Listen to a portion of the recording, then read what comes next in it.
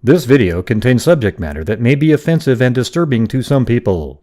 If you are the type to require a warning throughout a video or show, let this message serve as your warning. This channel discusses the harsh reality of true crime. If this warning is not sufficient for you, consider a different genre and unsubscribe from my channel immediately.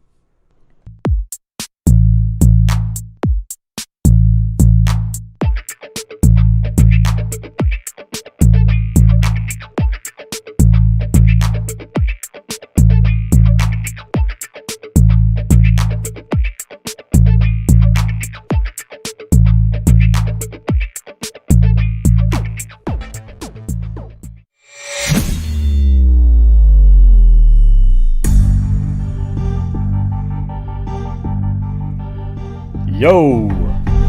Hey everybody, how's it going? We have Colleen Fitzpatrick on. I just want to check this. Make sure, go out there and share the link if you want. Thank you, Claudia Neubauer. Alright, so I'm going to now switch over to the screen where Colleen is on. So hold on one second. Oh, you could just hear her right there, everybody. It was... There she is, Dr. Colleen Fitzpatrick, the literal rocket scientist who became a forensic genetic genealogist. Right? So listen, her resume is 25 freaking pages long, so I'm not going to read it, all right? But she can explain to you all that maybe there's a lot of new people that might be watching. You can explain the shorter version of it, maybe the bullet points, the cliff notes. I was born in New Orleans 65 years ago. Okay. Let's see. Maybe ask me a question. I don't know what to say. Yeah. Where did you go to college for the rocket scientist? I have a bachelor's degree in physics from Rice University in Houston. I have a PhD and a master's in nuclear physics from Duke University in North Carolina. I actually got my master's 6 months after my PhD because of a bureaucratic problem. Wow. So you got to think about that. And I took a year off between those two accomplishments, and I taught high school in Switzerland, which developed into a cul-de-sac in life. Went back to school, got the old PhD. Then I went and I taught at a university. I worked in aerospace. I worked for a high-tech think tank, and then I went off on my own before some of you were born. Wow. So I have been self-employed since then. And that's it. I own my own company for many years where I was a contractor. I left nuclear physics and I started doing lasers and laser measurement techniques and holograms and things like that. And I actually have an optics lab in my garage with lasers and stuff like that in it. And I started doing my company in 1989, like I said, before you were born. And I did my company in my garage. I did defense contracting in my garage. Defense contracting became a cottage industry in Fountain Valley. Wow. And so I did that. And then I got bigger. I had to move into a commercial space. And I borrowed space from another company. My old company that laid me off, I took some space back. And then I got bigger, had to rent my own space, had employees, had government contracts. And NASA, Department of Defense, National Science Foundation, those kind of things. And then finally just kind of wound its way down. President Bush was a big company guy, didn't work out anymore. So I had a partner at the time, and we kind of saw the writing on the wall. And we closed, and we were going to open again, reincarnate ourselves. But it didn't work that way because I happened to be finished my first book, Forensic Genealogy. And it was just my therapy, while everything else was the walls were burning down around me. But it was done about the time we were closing the company. And actually, I had a contract with a publishing company, a genealogical company that published books. But it took 3 years for me to get the book done, and they said forensics was passe. They didn't want the book. It was too dated already. Book was done. So my partner, Andy, if you know him, he died. But thank you. Yes, I know. Thank you for your condolences. But he died. And I'm laughing because you're funny. The way you did that, I know how you were doing that. Yeah. Yeah, I know. People are going to say, I'm so sorry. Okay, I got that. All right. So we had the book done. We only needed to finish the cover to get the final editing, those kind of things. And Andy, if you know this, he worked for the United Nations for 30 years. And he had worked for the government, also the government of Iran, government of Malaysia, Guyana. He was in Iran until 3 days before the hostages were taken, and he was tipped off that it was time to leave. He was one of the only Americans that was not actually in the embassy. So he was standing there when I got the phone call or the letter saying, we don't want your book anymore, and I was crying. So he said, why don't we publish it ourselves? And 2005, we were before the era when you could just upload books. You could upload books and stuff, but it was self-publishing meant to us, go be a publisher, get a license, get the ISBN, do the whole thing. So I'm thinking, and I said to him, we can't do that. He says, oh, it's so easy. He says, I worked in a book bindery in Nigeria, and it was really easy. And I went, a book bindery in Nigeria. Let me think about that. Do they have books in Nigeria? How was I supposed to know that? Yeah. Well, he said, yeah, no, it's really easy. So that's what we did. We researched the printing industry, how many pages, went to Barnes & Noble, how much could we sell it for, how thick, how easy to carry, the format, the font, how to do photographs and pictures, and we did whatever we could. And so we said, well, we'll just do this for now, take a break, and open another rocket science company. That's not what happened. I went the day they were selling the furniture for the company. Now I don't think the guys wanted me around. So I found out about, actually have genealogy conferences. I didn't know that.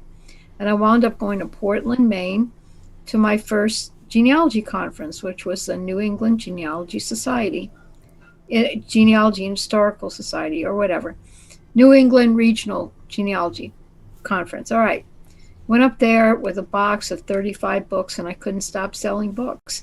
People were like swarming around me saying, I need to buy this book. I need to buy this book. And I'm going, okay, I don't know. And one person told me that she was pretty pissed because she had looked at the table of contents the night before, thinking she just was going to turn out the light and go to sleep. And then it was 3 o'clock in the morning. She was still reading the book. So anyway, we kind of thought, well, maybe we have something here.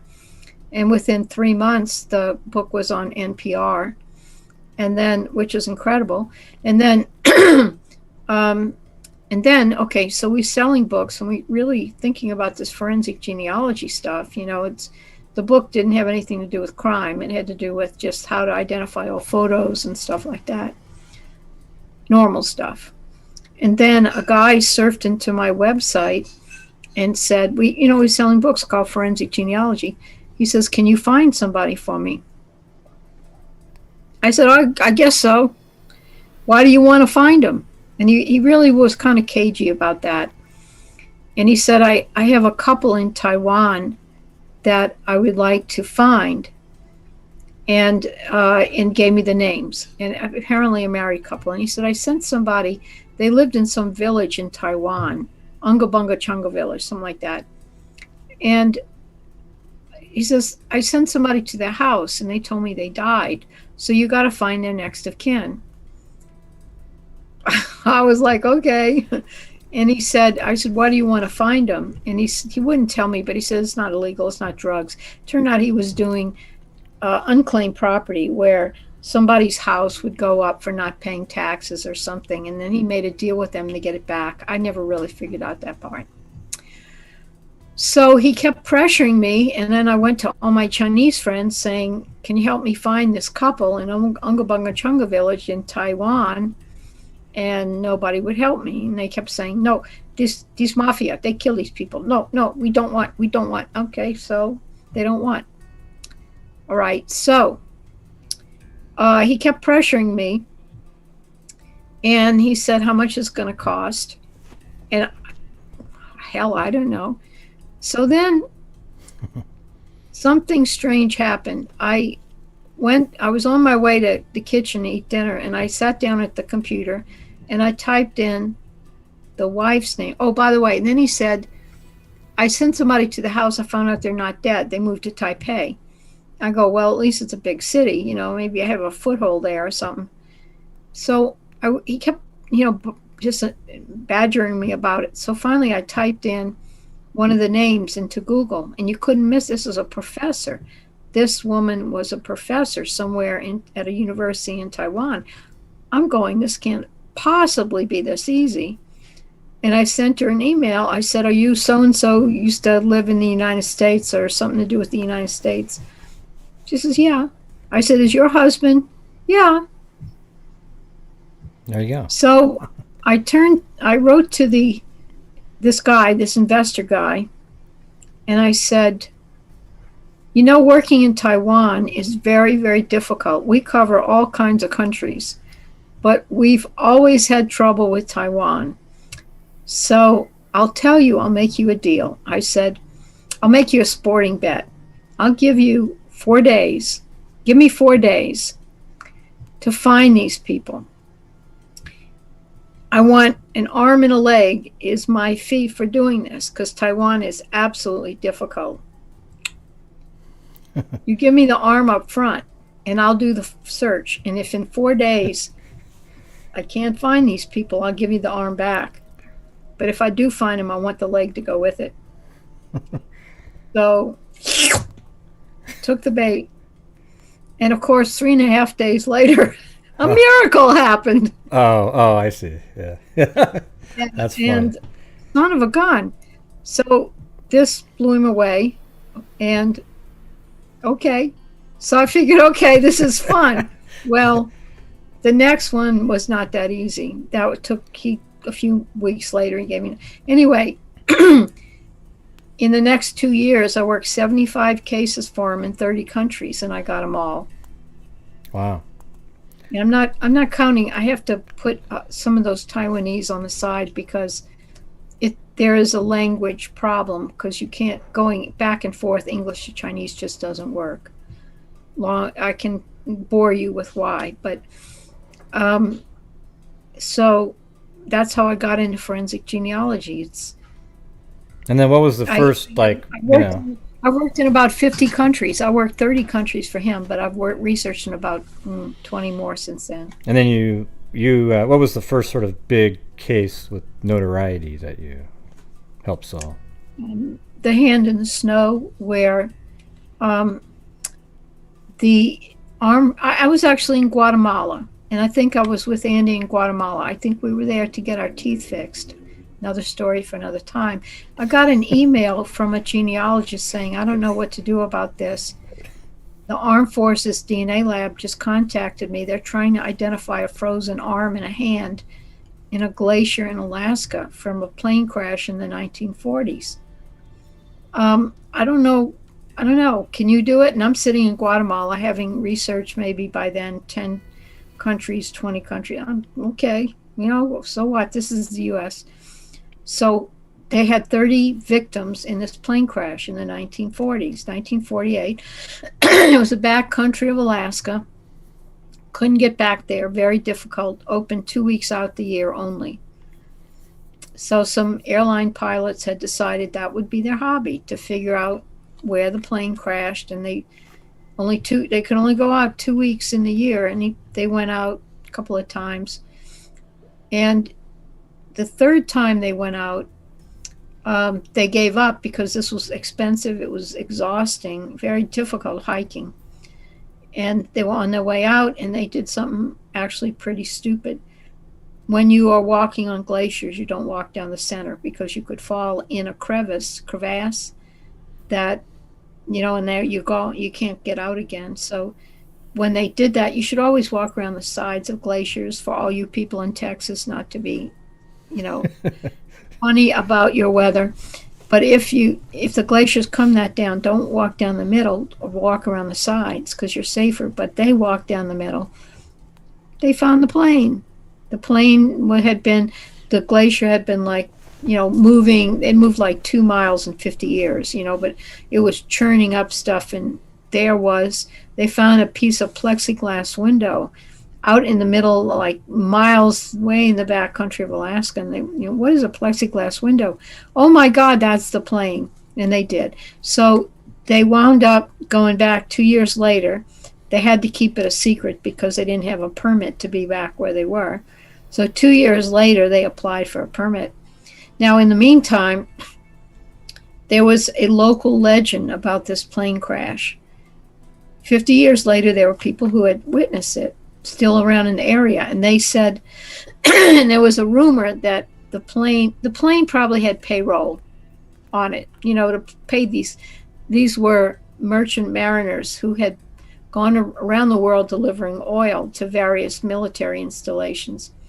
And when they got to Shanghai, they were relieved by a Chinese crew. And so they could go home because hadn't been home for a year. So they were flying home to LaGuardia. And they stopped in Anchorage to refuel. And in taking off in Anchorage, for many reasons, the aurora was too bright. There was probably an altimeter error, navigation error. They smacked into this plane, and the plane exploded in a big fireball at night. And so there was a lot of stories, local stories about this plane crash. And one of them, it started out with, yes, there's probably payroll on the plane, but over and over and over in 50 years, the legend was that it was carrying Chiang Kai-shek's gold, $20 million worth of Chiang Kai-shek's gold. So when the pilots went back the second time and they got the permit this time, the park authority says, okay, you can go back, but don't take anything away from the plane with you. In other words, if you find Chiang Kai-shek's gold, it doesn't belong to you. Well, they went back, and now they found a frozen hand in the debris. So not gold, but a hand. Yeah, a frozen hand. I just had a x-ray I can show you. It was like this from here to here. Oh, the elbow was dislocated. This was broken. A lot of micro cracks. But well preserved because it was frozen, right? Something like that. It was frozen the whole time. It had been in the glacier, and it had just been coughed up by the glacier within the recent times. So and it was even funny. They found it because when you're up at that altitude, you don't move around a lot. You don't go jogging or anything. And if you don't have to move, you don't move. So one pilot said to the other, I need to, can you throw me the pocket knife or something? And he did. And he bumbled it. He went and he looked down, and frozen hand. So they were freaking out over this frozen hand. So they called the Park Service. That came in a helicopter, which was cheating, right?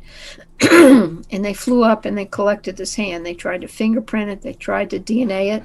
Back in the 90s, you really didn't have that. And this is from 1948, so a lot of those servicemen didn't have records.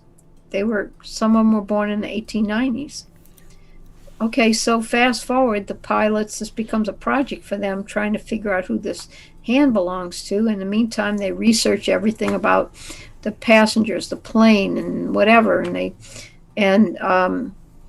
they prove it is the right plane and everything. So meantime, DNA is getting better and better, and they hear about the unknown child in the Titanic being identified, using DNA, and that was part of that. Another story for another time. And so anyway, that brings us to like 1999 when we're in Guatemala, and I got an email directly from the Armed Forces DNA lab saying, can you help us identify a frozen hand we got from a glacier in Alaska? They had 30 victims on the plane. 24 passengers who were merchant mariners coming home, 6 crew members who were ex-military. And AFTIL was doing it because they were military. They were servicemen that were killed in a line of duty, not in a war, but in a plane crash. So they had already ruled out, I think they had ruled out 25 just by DNA, fingerprints. They had whatever resources they had at the time. They got family references for the DNA, and they had a big spreadsheet on which ones had been ruled out. But let's say they had, I think, 5 or 6 left. And these were the hard ones, because these were the guys who went into the military because they had no family. And some of them had no fingerprint cards. They were too old or they got destroyed. Record keeping wasn't great. And so the one they were stuck on was a cook, a 19-year-old cook who died in the crash. And his name was Ole Jacobson. And they said, can you help us find Ole Jacobson? We can't find him in the census. We looked in Ancestry, whatever. Do that every day. So I know better than to look for Ole Jacobson. I looked for Olin Jacobson, and I had it within an hour. I mean, that's what I do. So I said, I'm so glad to help you. Here's your family member. This is where the guy is in census. So check his mom's line. Here's his mother's name, his father's name. So if you follow the mother and you get a living relative along all females, you can use mitochondrial DNA. Get that guy tested, compare it to the mito in your hand, and we're fine. So I went, okay, that's pretty interesting. Glad I could help him. And then it got bigger and bigger. And I was on a mailing list because they eventually tracked down this guy's relative. It was a Lutheran minister living on Staten Island. And he gave his DNA, and it didn't match the hand. All right. So then we got it. I'm watching the emails. I'm in some kind of email group now. So that ruled that out. And number 26 was gone. Number 27 was gone. Number 28 didn't match. So we got to number 29. Number 29 didn't have any legible fingerprints and no family members to be found. Got to number 30, and this was, if this is life or death here, if it doesn't match, something went wrong over the last 10 years. Which cannot be corrected easily. And so that guy was born in 1911 in Vermont. You have to trace the mother's family, and unfortunately the mother was born in Ireland. I have done Irish research for, at that time, probably, I hate to say that, 40 years, 45 years. So, I checked out, and it turned out there were no relatives left, no female lines available in the U.S. It didn't work. You couldn't find the right. She had a sister who never married, and she had a sister who married and had all boys. It just didn't work. So now I had to go and get the mother's line back in Ireland. And by, I don't know, miracle, I'll tell you a vignette. I figured this out, but one of my ideas was to find, they lived in Bennington, Arlington, Vermont. And I figured I would find the oldest person in town. And this was this was maybe, where are we, 2007. So I figured that if I found somebody in their 90s, then maybe he would know this family. He grew up, or he knew, he played stickball with them in the street, or he had heard about him, or his parents talked about it. And so I had been calling the local Catholic church in Bennington to find out if there were any church any baptismal or anything. And they were kind of helpful, but then I said, who's the oldest person in town that I can speak with that might know these people? And he says, there's one, he's in his 90s, a Catholic priest. And I thought, oh, great, happy day. Can you put him on the line? He's stone deaf. All right, well, scratch the priest. That would not work. So anyway, eventually I found probably the only, you just can't call Ireland. You can't call around Ireland and say, can you put me in line with somebody that died 150 years ago? You really have to know where to look. And it's calling, you want to find somebody named John Smith in New York City, you just can't call around. Yeah. It doesn't work that way, right? And the man's mother's name was Margaret Conway.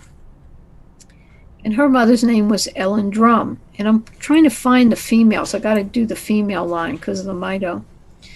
So after a miracle happened, I found one piece of paper somewhere that had the family came from Limerick, County Limerick. And that put me on the offensive because once I knew the county, so I just started calling churches and Conways and Drums. There were no Drums. The name was extinct in Limerick. And eventually I wound up, another like one of these Kodak moments, I wound up being referred to a man in a small village called Eskeaton in County Limerick. He was an ex-alcoholic, maybe 58 years old. He was a retired maintenance worker at the local factory. Coming home from, his personal cell phone rings, and he thinks it's his wife asking for a quart of milk on the way home or something. And instead, he hears an American voice on his personal cell phone say, "Hi, I'm Colleen Fitzpatrick. I'm a consultant for the Armed Forces DNA Identification Laboratory. We're trying to identify a frozen human arm and hand found in a glacier in Alaska from a plane crash in 1948. And we think you can help." There's this really long pause. And then he said, "Can you run that by me again?" Yeah. So he said, "Call me back in an hour. Let me think. This is a lot." I called him back in an hour. And in the meantime, I didn't understand this. He called his wife and he said, "You'll never guess what I got, a call I got." She said, "Well, it can't be a telemarketer. Give her a try." And so he said to me in the second call, "I can go and ask the people in the village. Somebody might know these people. I don't know." Fair enough. So write me a letter, put all the information in a letter, which I did immediately, and call me back tomorrow after I had time to talk to a few of my friends. Calling back the next day, and I was pretty sure he was going to send me away, and I'd have to keep calling Conways. I ran out of Conways. I didn't have any more. His name was Morris Conway. And he said, "I didn't want to really tell you this." The Irish are going to start, on some kind of story after that. And he said, first he told me he was the keeper of the Conway Cemetery across the street from his house. And he read me a tombstone, which was exactly the family I was looking for. It was a memorial stone erected by John Conway to his wife, Ellen, and their children. And that was Margaret Conway's father, mother, brother, and sister. And they were all buried across the street from this man's house. So now that I found the dead part, I have to trace them to the present, right, to get their DNA. And he told me something else. He said, "My name was Morris Conway. My mother's name was Kathleen McNamee. Her mother was Ann O'Shea. Her mother was Bridget Sheehy. And I can't quite remember, but I think her mother's name was Drum." So if you're following all that, his great-great-grandmother was related to the victim's grandmother. And it turned out they were sisters. And there was the female connection I had. He gave his DNA that matched, and we identified the hand.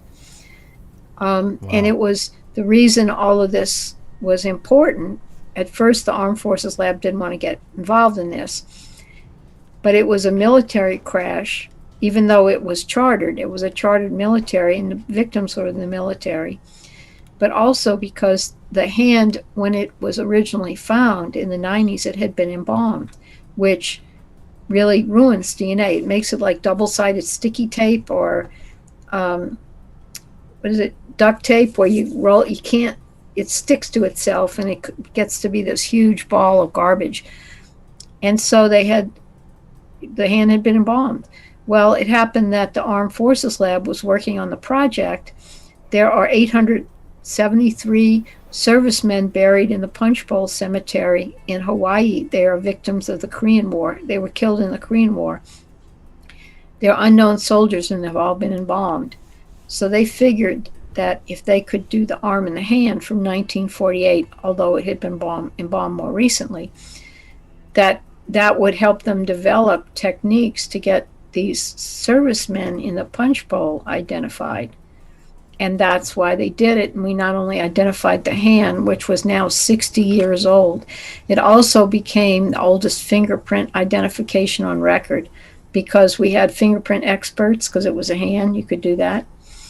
They rehydrated it, they make great fingerprints. So they won, we won, and this was totally impossible when we started out.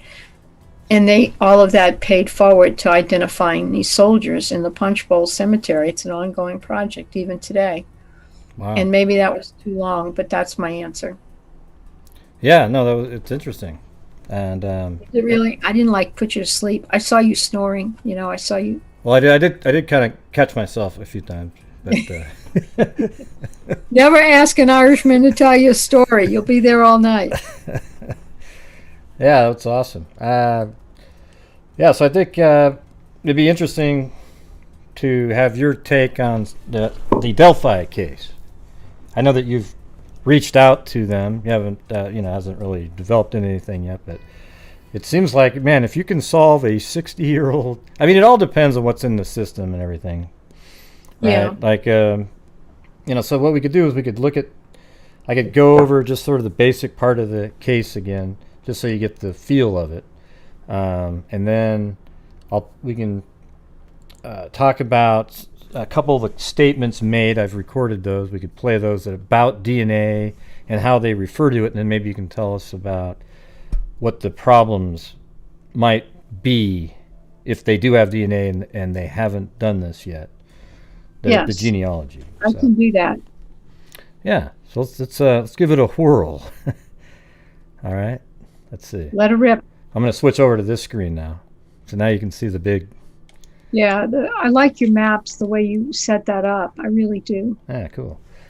Yeah, so on that morning, it was February 13th, 2017, more like right around noontime, they decided to go to the bridge.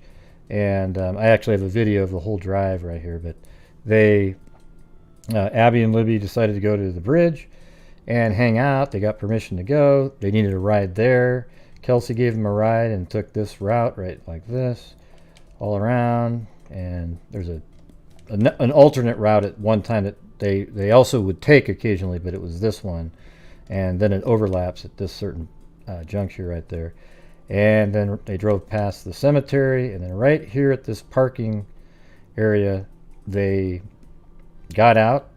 Kelsey gave them a ride, and then she took off, and then they started walking, and they got dropped off about 1:37. And then they walked down this path right here. And here, let me show you something really quick. I can open it up. I'll just do it on YouTube because it's mine. Don't you have the 3D model? Is that what you're going to show us? Yeah, I was going to show you this other one though, because then you can actually see what it felt like there. Let's see. There it is, right there. So this is mine here. So now that they're dropped off, so what you're looking at is right where they're... Libby positions herself on platform 3 and takes a picture of Abby. I used like a voice back then when I made these. So that's right where they were dropped off. That's that little straightaway, right? Then they turn and go around the... I'm just forwarding it for you. That's what it looked like out there, walking down this path that's right here. Okay. Yeah. And they just keep on going. I don't know if how well you can see that. Let me make it bigger. That's probably better. Yeah, and then keep walking. Then they get to the bridge. And then as they're going across the bridge, I'll actually play this part because there's 2 photographs that were taken by Libby's phone. And one of them comes up here in just a second. I think there's a little vine on the ground. Yeah, they actually saw the guy in the photograph. I know. Well, it was a video. There was a video of the guy at the end of the bridge. Yeah. Yes, they took 2 photographs of them just sort of hanging out, having fun on the bridge. So there's a photograph taken right around in this area where it's just down low. I think it's just, there it is. I can see the vine coming up. So this will stop and it'll show the photograph that was taken by Libby's camera. And you can see right there, you'll see this little comparison here in just a second. So right there, boom. And then, I don't know, I think it stopped. No, there it is. That's the photograph on the right, and you can see the vines are the same and everything. So boom, that's where that photograph was taken. And then there's a second, so there you can tell that they're heading across the bridge based on the photograph locations. And then the second photograph, see that platform right there? That's the one where, in that animation, Libby stands on it. It turns around and films Abby coming towards, still heading in the same direction right here. So this is basically what Libby did right here with her. She got on the platform, turned around, and then took a photograph, and that's exactly where that is. You can see the same damage on the railroad tie right there. So it's a little different, lens setting there.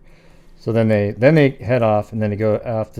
They turn around and they keep going across the bridge. So here's the far end of it right there, and basically it looks like this at the end.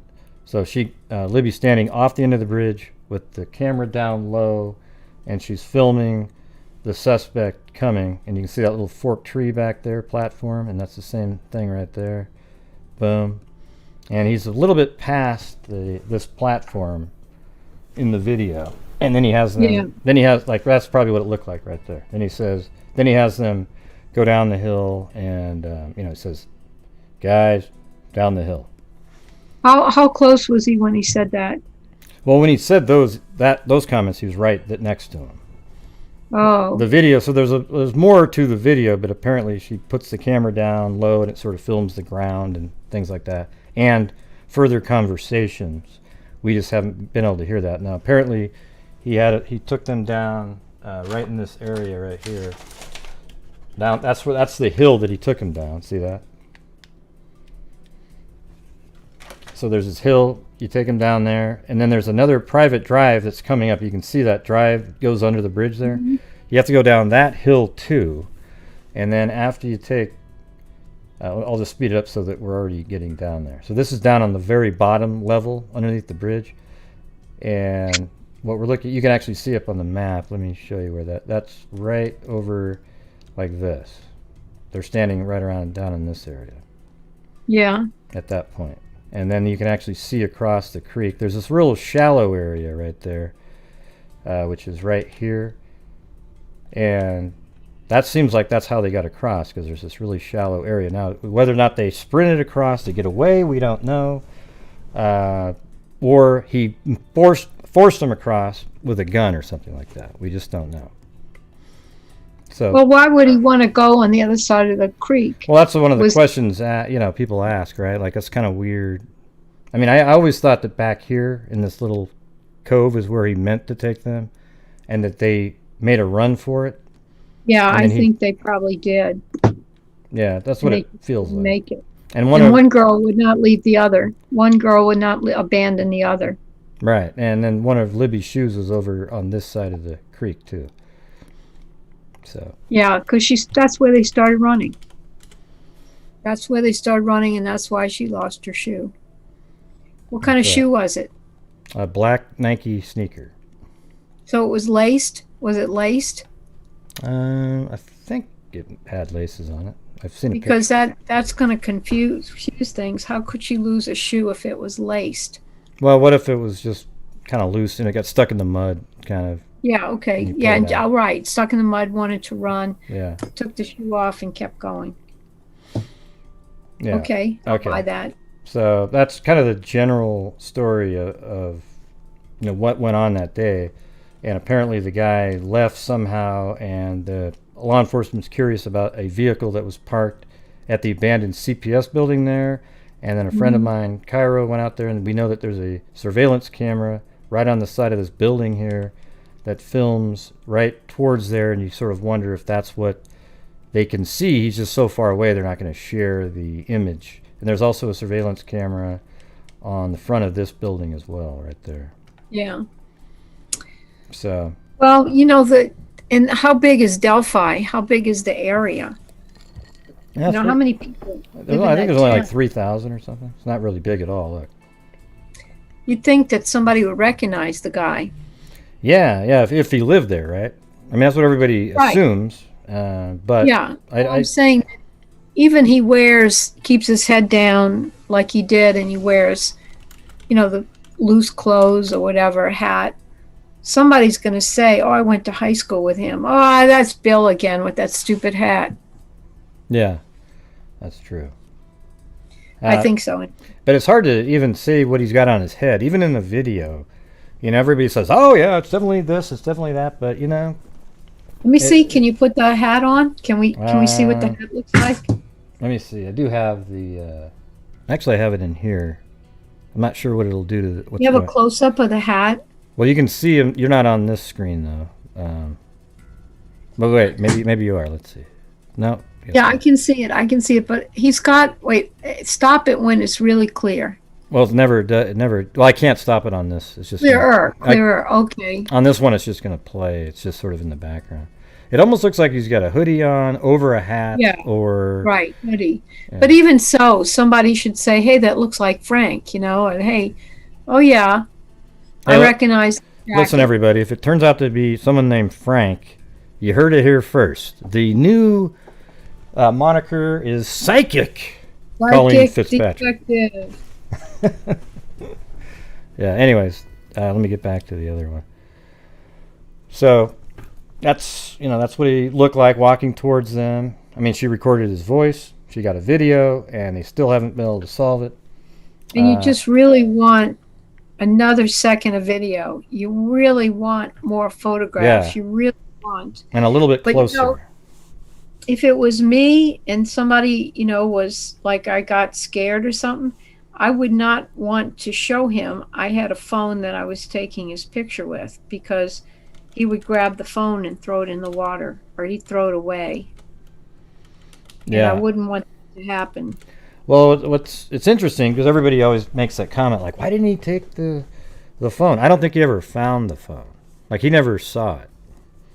Because she held it down low and was really being, like, clandestine, just kinda... I'm sure she was. Yeah. And you could actually figure out where she was holding it if you that distance away and the angle, you could actually maybe figure out. Well, I think we have, actually. It's about 2 feet in from the right. I mean, it's kind of crazy, but we've done all this. I can tell just based on the shot that I use for the background in that video that you were just watching needs to be over about 2 feet more to the left and down a little bit more to get the lines a little closer to each other and a little closer to the left side. So how high was it off the ground? I think it was probably, when you want like exact measurements, but I would say like maybe 1.5 feet off the top of the actual the tracks themselves, because she was standing below it. Like at the end of the tracks, it drops about 1.5 feet, 2 feet. Okay. So she had it held down by her side, which was right down low near the track level. So nobody's released the cause and manner of death. No, there's some speculation out there, and actual screenshots from apparently the person who found them that says certain things, but I generally don't discuss those things on there. No, it's just if it was general knowledge, it's it's very frustrating because it's such a small area. It's just a small area, and you'd think somebody saw that guy. I mean, when you live in a small town, let me tell you, if it's somebody in the town, they're going to know who you are. If it's somebody who is not in the town and who came through the town, they're going to see you because you're not from the town. They're all going to see this white truck or the blue pickup or the yellow Volkswagen Beetle drives through town, and people are going to say, oh, they don't belong here. Who could they be? And everybody's going to know. But nobody knows him from being in the town, and nobody knows him from not being in the town. Yeah, it's weird because not one of the eyewitnesses apparently knew who the guy was either. So that's why for me, it feels like the guy isn't really, quote, local, like he He lives in the town. He may have lived there before, or he came into town, maybe got there earlier, that day and scoped it out a little bit to do his hunting for people, I don't know. I think he's a serial killer type person, but maybe he doesn't have the requisite number of kills to call him that, or maybe this place, this bridge, is it someplace where it's a hiking trail where somebody from, will look in not in a tour book, but somebody. They advertise for it actually in the town. That's what Becky says, that it was actually like a, hey everybody, come to the trails. Now going over the bridge isn't something you were supposed to do. They actually have a barrier there. It's really in poor shape and pretty dangerous. I mean, I haven't heard of anybody falling off of it, but there's these huge gaps. Sometimes there's 2 railroad ties missing when you're walking across. Maybe I don't know if it's 2 or 1. But I tell you, things like this scare the bejesus out of me. You think we're safe, but you really, who knows? We're really not. I mean, I've worked so many cold cases and missing persons cases that you think you're just going to jump in the car and go to the party, and nope. There's a predator out there, or We've had 2 cases where we've gone over where you would think listen to this circumstance. This girl, they're out. She's out with her boyfriend. They drive around to different bars, and then they got in a fight. So she goes, "Let me out of the car." Well, of course, at that point, and she goes missing, and you think, "Well, who's the killer?" Oh, the boyfriend, right? I mean, that's your first thought. Like, he really killed her. He just made up the. Well, it turns out he just let her out, and then some serial killer just happened to drive by next and picked her up and killed her. It's it's just it's insane what's going on out there. Yeah, and there's that story. I just saw it on, I think, Netflix. I'm not sure, about the 2 boys in the housing project in New York. What was the housing project? It's named after somebody famous, maybe Martin Luther King housing project. And it was a hot summer, and I think I'd have to, let's see, I think the boys would probably be teenagers now, or 20, I forget, but they, all the moms and the dads and the kids would go play in the park right in the middle of the housing project. They had swings and had merry-go-rounds. And it was hot, and the moms would be sitting there on the bench talking to each other. And in both cases, the mom kind of looked up and tried to find the boy. In one case, a little girl had come up and say, "Hey, can I play with," I forget his name, Willie? And the mom normally didn't let him go, but okay. And so the girl came, Billy never came back. Willie never came back. So she went and found the girl, and the girl said, "I don't know where he is," another little girl. And so she raised the alarm, and they got dogs out to trace his scent. And the dog traced his scent all the way down maybe 2 or 3 blocks to the next major intersection, which was a big street in Manhattan. And his scent disappeared. Somebody picked him up in a car, and he's gone. And that also happened a second time. 2 children disappeared from that park, not at the same time. But here, you have tons of moms, you have tons of kids, you have people swarming all over, and somebody just walks away with your son. Yeah, just the mere mention of the dog just now made Susanna MacGillipadrig really happy, because that's what she does. Hi, Susanna. Yeah. Yeah. She was like, "Yeah, that's awesome." Let's see. Yeah, the dogs do well. I like scent dogs. They're very, very nice dogs. Yeah, and they smell good. Oh yeah, I get it. I should say they smell well.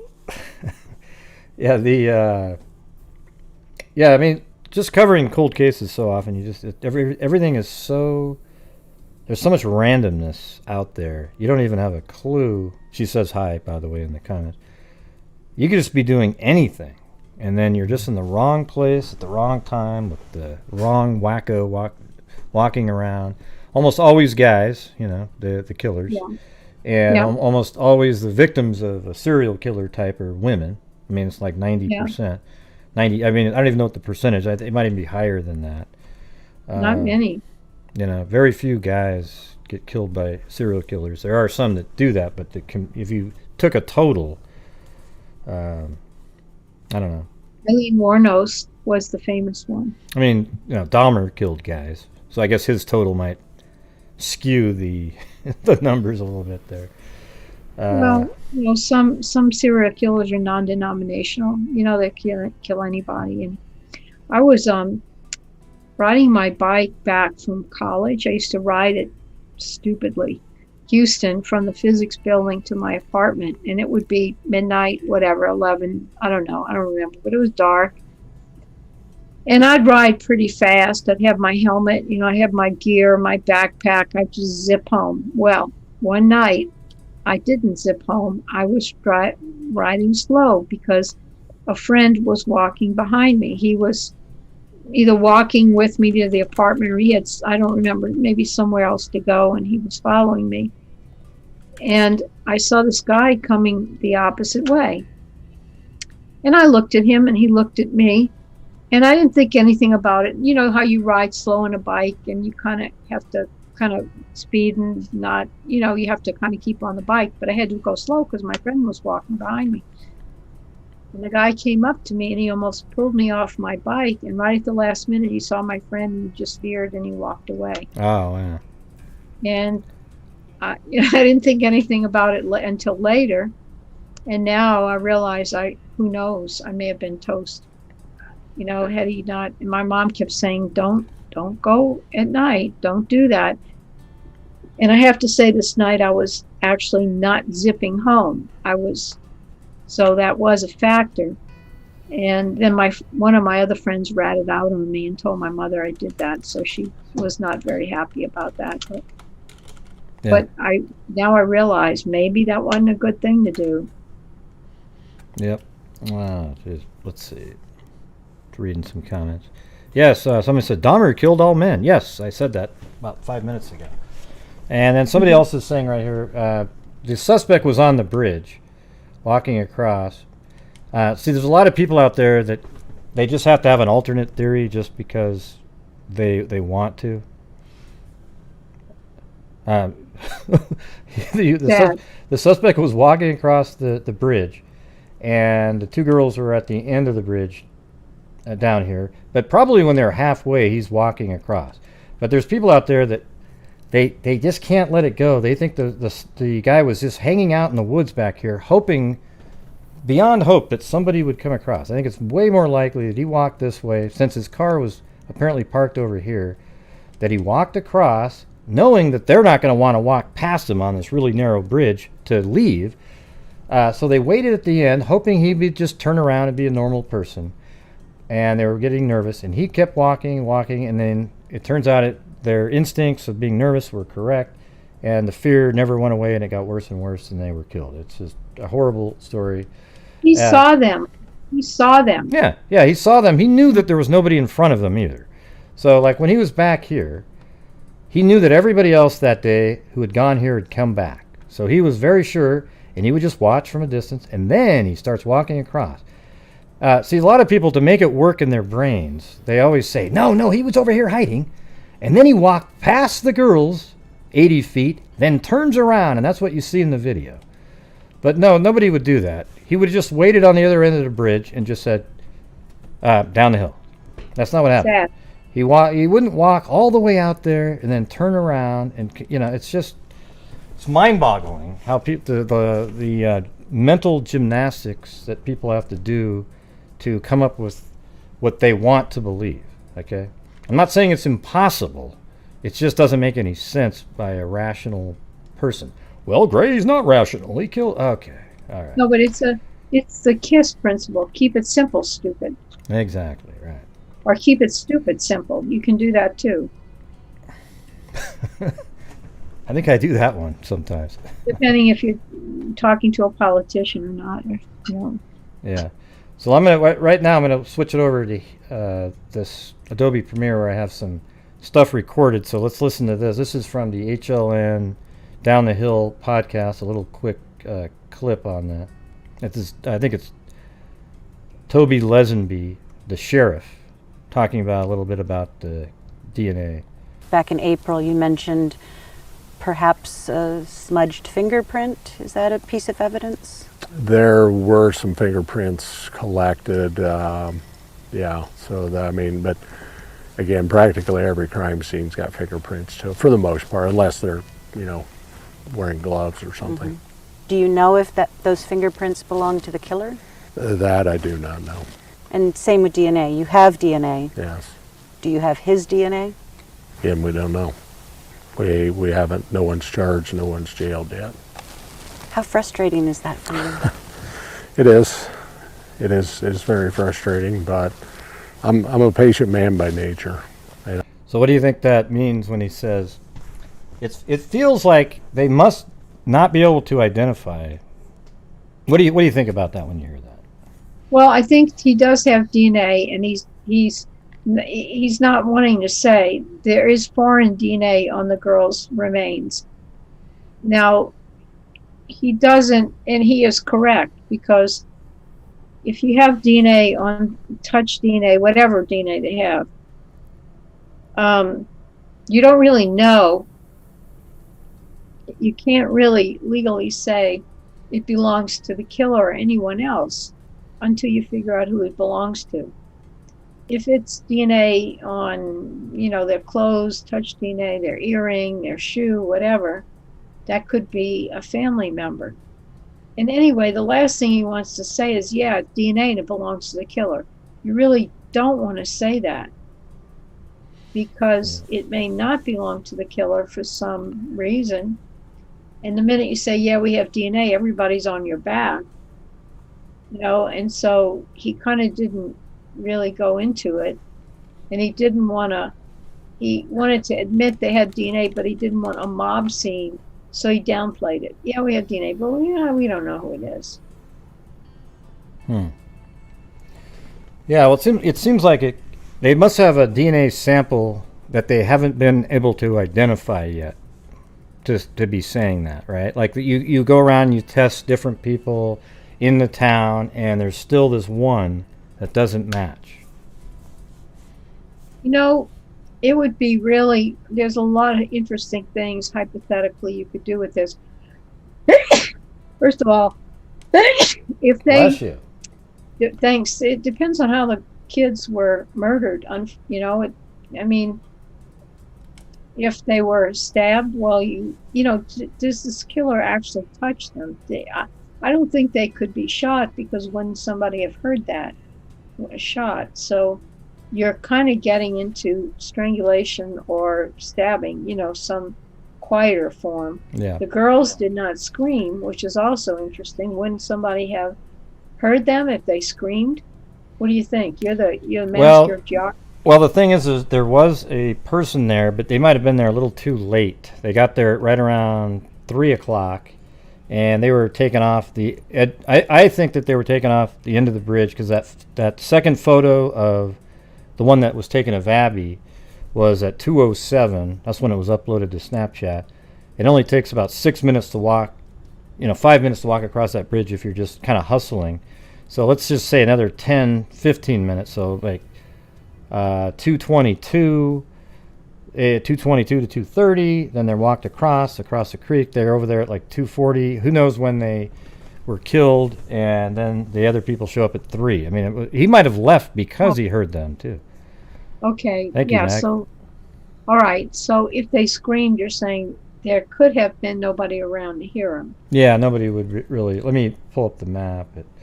Because that also. There's a house right there, but I don't know if anybody was in it at the time. So no, it wasn't a gunshot. Somebody would have heard a gunshot, maybe. Yeah, I think a gun was probably used to control them, because everybody does what somebody tells them to when there's a gun on them. And then and then he used a different item when they were, wherever, if he caught them here or he forced them there, I don't know. But apparently there were some signatures, though.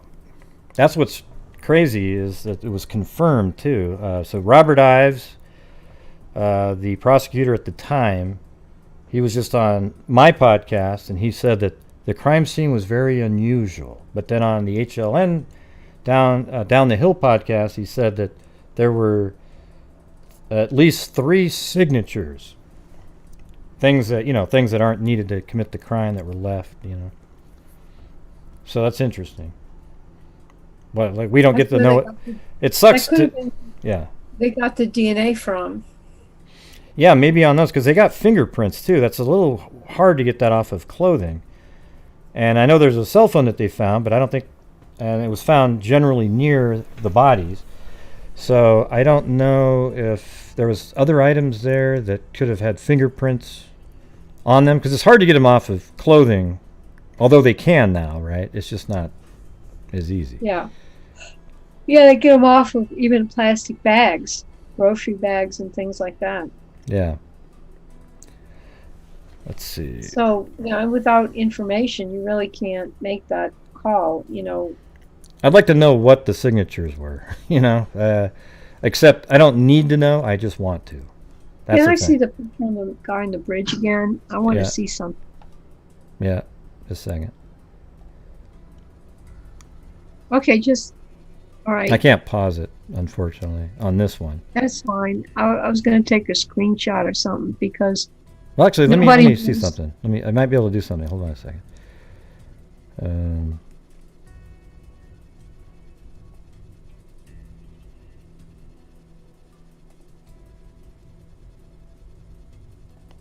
I think I can tell you where I can get where this is, and then. And the phone she had, could she record longer than that?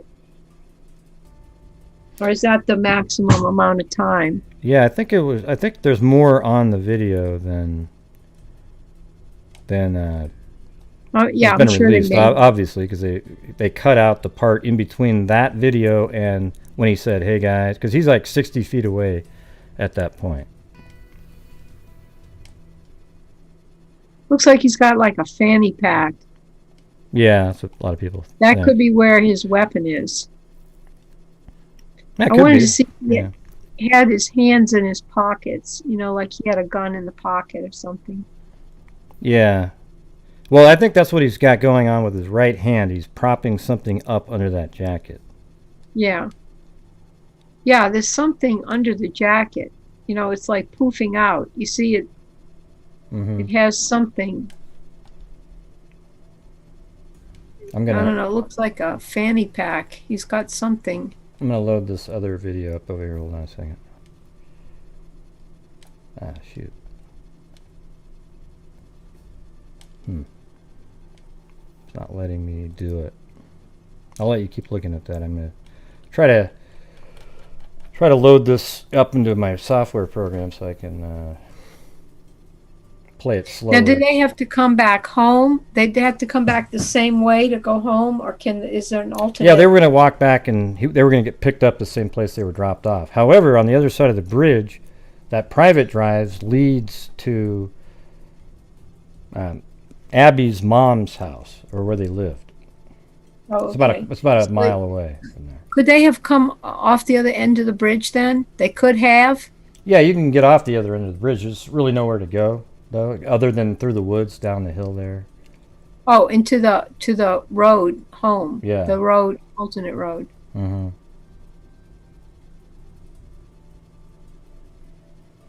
Maybe I don't know, speculation. Would they have ever before gone down that hill to go home the other way? No, they were being picked up. All right. Yeah. We were being picked up there.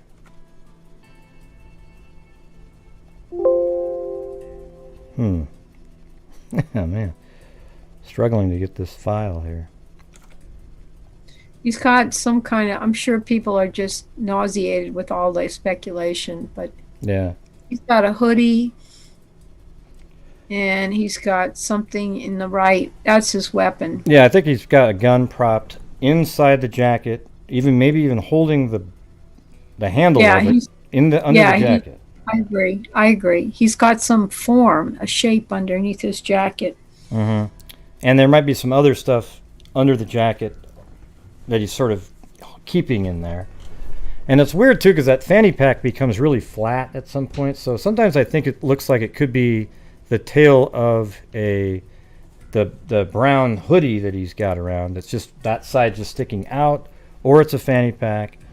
You know, I'm not really, still not sold that that's a fanny pack. Cause look at like right there, it's flat. It flattens out on his leg. Oh, okay. So it's weird, you know. But his left hand's in his left jean pocket. The right hand is propping something up under the jacket. That's what it looks like to me.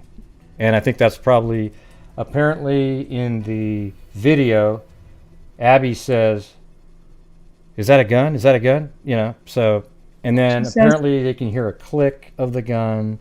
And where'd you get that from? That was a description of somebody who saw it. Not going to say which one, but that's not like a. It's not a rumor. It's not a rumor. It's real information. Well, that gun is in his right hand under the jacket. Yeah.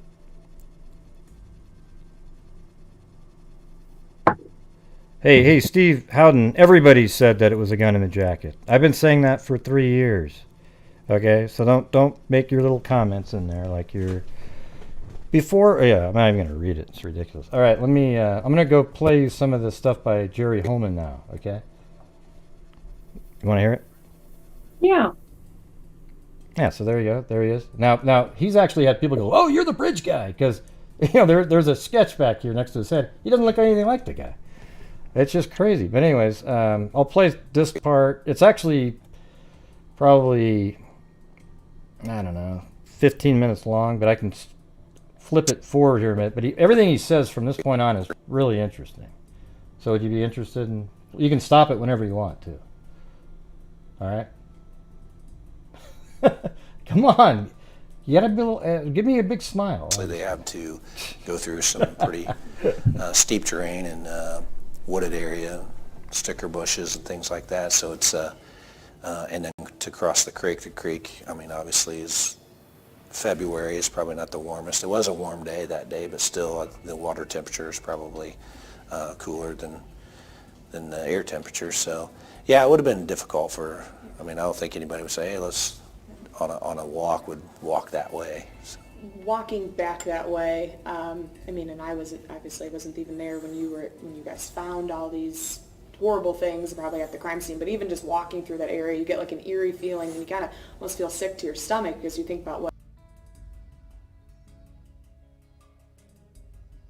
Abby and Libby went through, what their families are going through, and the fact that, he's still out there. When you had to go to the crime scene like that, I mean, you've covered, I'm sure, dozens of murder cases, but this has probably been one of the hardest for you having kids as well. I mean, did you get a sick feeling as soon as you had to go over there? Oh yeah, I think everybody, obviously when two young girls are brutally murdered and you're there to investigate it and see what you have to see and do what you have to do, you become emotionally tied to it, and you think about your family and friends, and but I think what keeps me going is I try, I've said this a million times, you try to put yourself in these families' shoes and you just can't do it. I can't imagine what they're going through, so I try to put my emotions aside and focus on the evidence and focus on how can we bring justice for Abby and Libby and for the families. I mean, is that going to do it if we make an arrest? I think it will help. I don't think anything can ever bring them back, obviously. I don't think anything can ever make them the things like they were before February 13th. It's never going to happen. But we want to try to bring some closure to the families for the girls. And so even though we're all trained professionals and we've done this many a times, it's still hard. It's still hard to shut your brain off at night and go visit with your grandkids or visit with your family and not think about it constantly. So it's difficult, but we're here for a reason. We're here to find out who did this, and that's what we have to keep telling ourselves and keep being remotivated or motivated to do that, and that's what we're going to do. That area where the bodies were found too, when we went down there, because you guys kept that crime tape up for a while. I mean, you were still going back down there, right? And yeah, let me. There's at the 14-minute mark is when he brings up. Let me get this out. Hold on a second.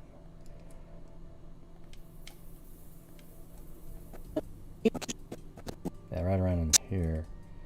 Still, I mean, yeah, it's been 6 months, but there's different techniques that you can use and things like that. So I'm not a lab person, so I can't, talk in lab jargon language, but I'm in contact with them weekly, if not daily, and they're telling us, we're still doing this, we're still working on things. So, but yeah, we're it's hard to say without jeopardizing the integrity of the investigation how much evidence we had, or because there's 3 people, in my opinion, maybe more, but at least 3 people that knew what happened that day. 2 of them are dead.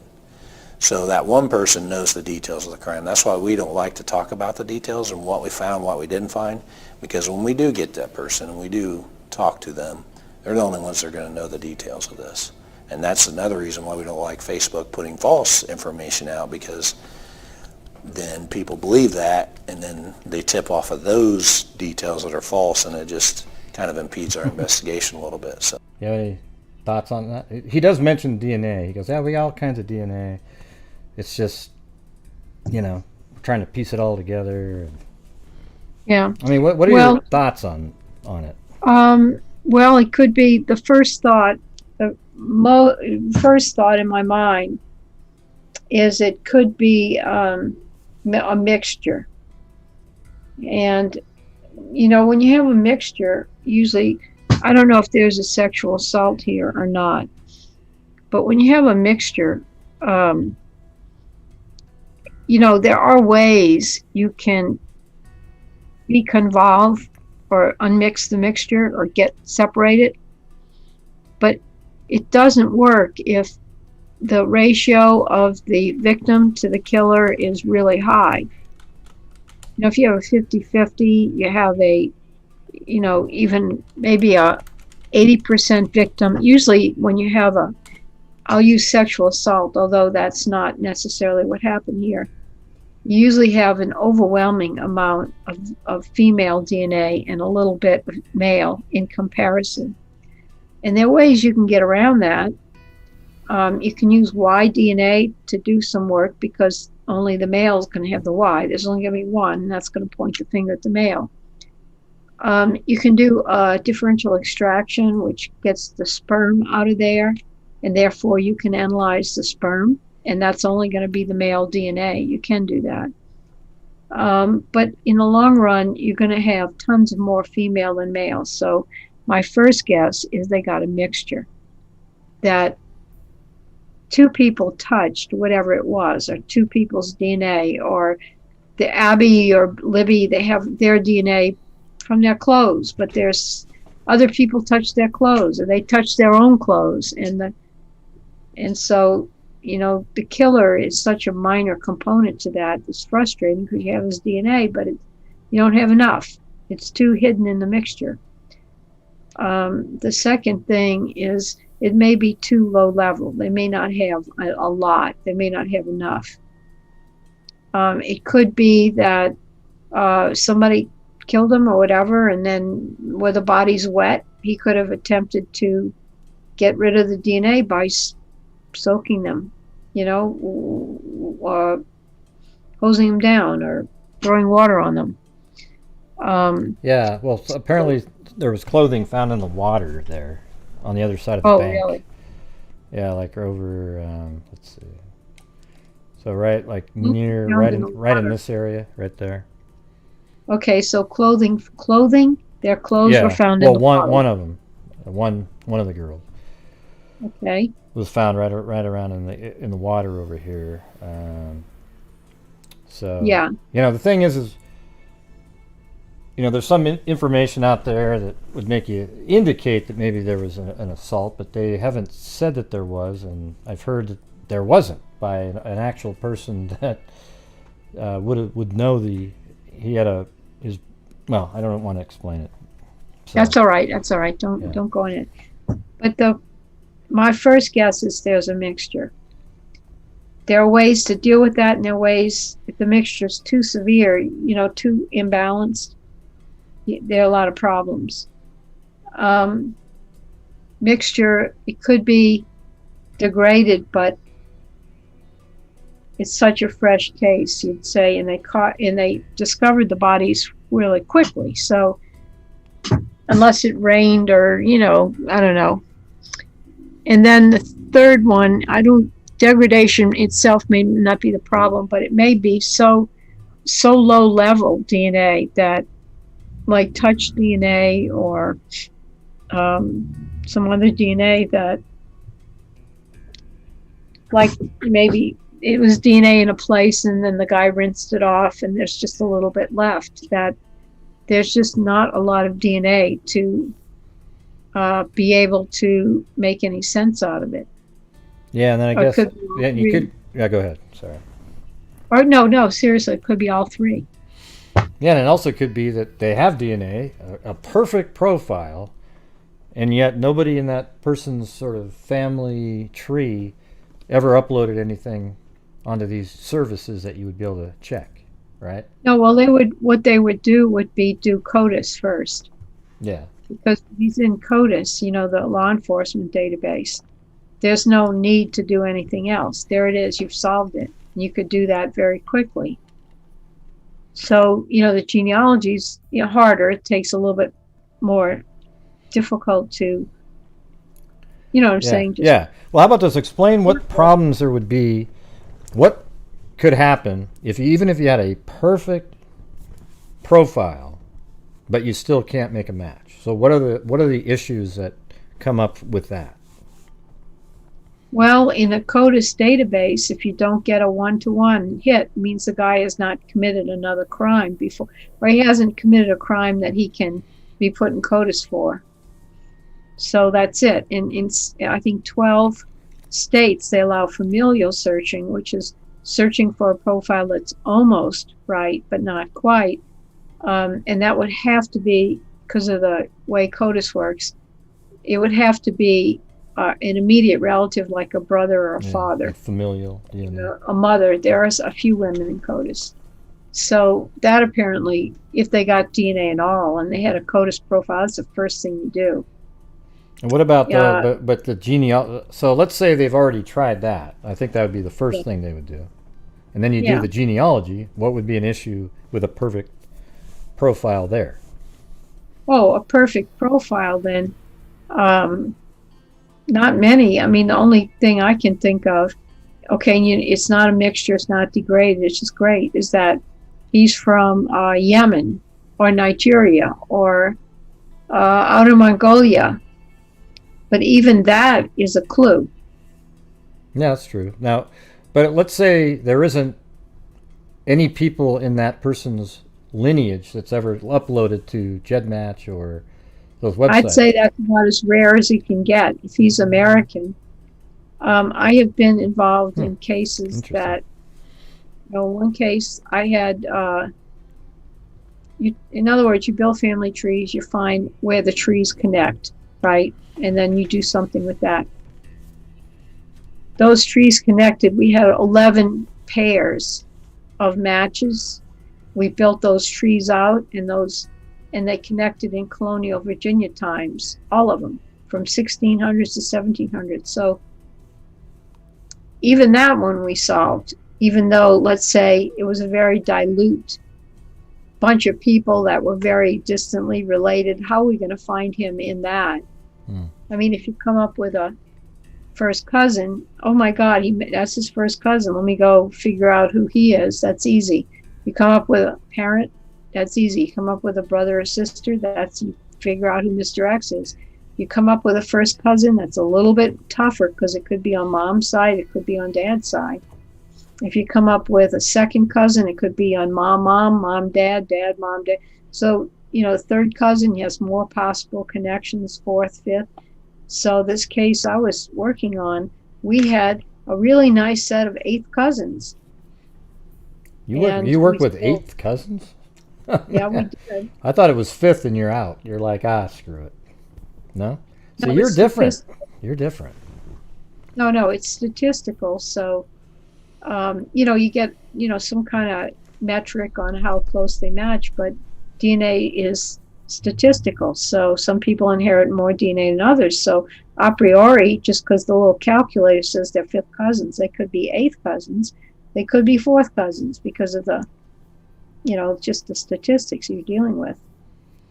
Yeah.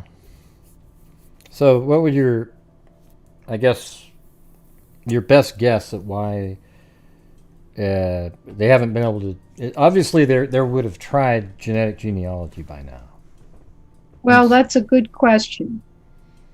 I would imagine they have, maybe, or they thought about it, or I actually called Detective Holman at one point 6 months ago or something, and he said, great, I'll give your name to the lab. So they may be, and I really hope, let me tell you what I hope. Whatever, if they are moving forward with genetic genealogy, I really want them to work with people that know what they're doing with degraded and compromised DNA. There are more people that don't know, that think they know how to handle it, rather than people who do know. And there's certain technologies you are going to need to that are best for that, and there's certain technologies that are not good for that. And I can see them being contacted by XYZ company. Everybody's so excited about that case. Even, say, local genealogists that are very well-intentioned and want to help, and even went to school with them or something. But the thing you've really, let me tell you, I've seen disasters where, you know, a law enforcement agency got a call or called somebody they saw, you know, advertised on the internet or on TV. Oh my God, I'm going to get my case signed up for that. And whoever it was didn't know what they were doing, and they burned the DNA on the case, and now it can't be solved.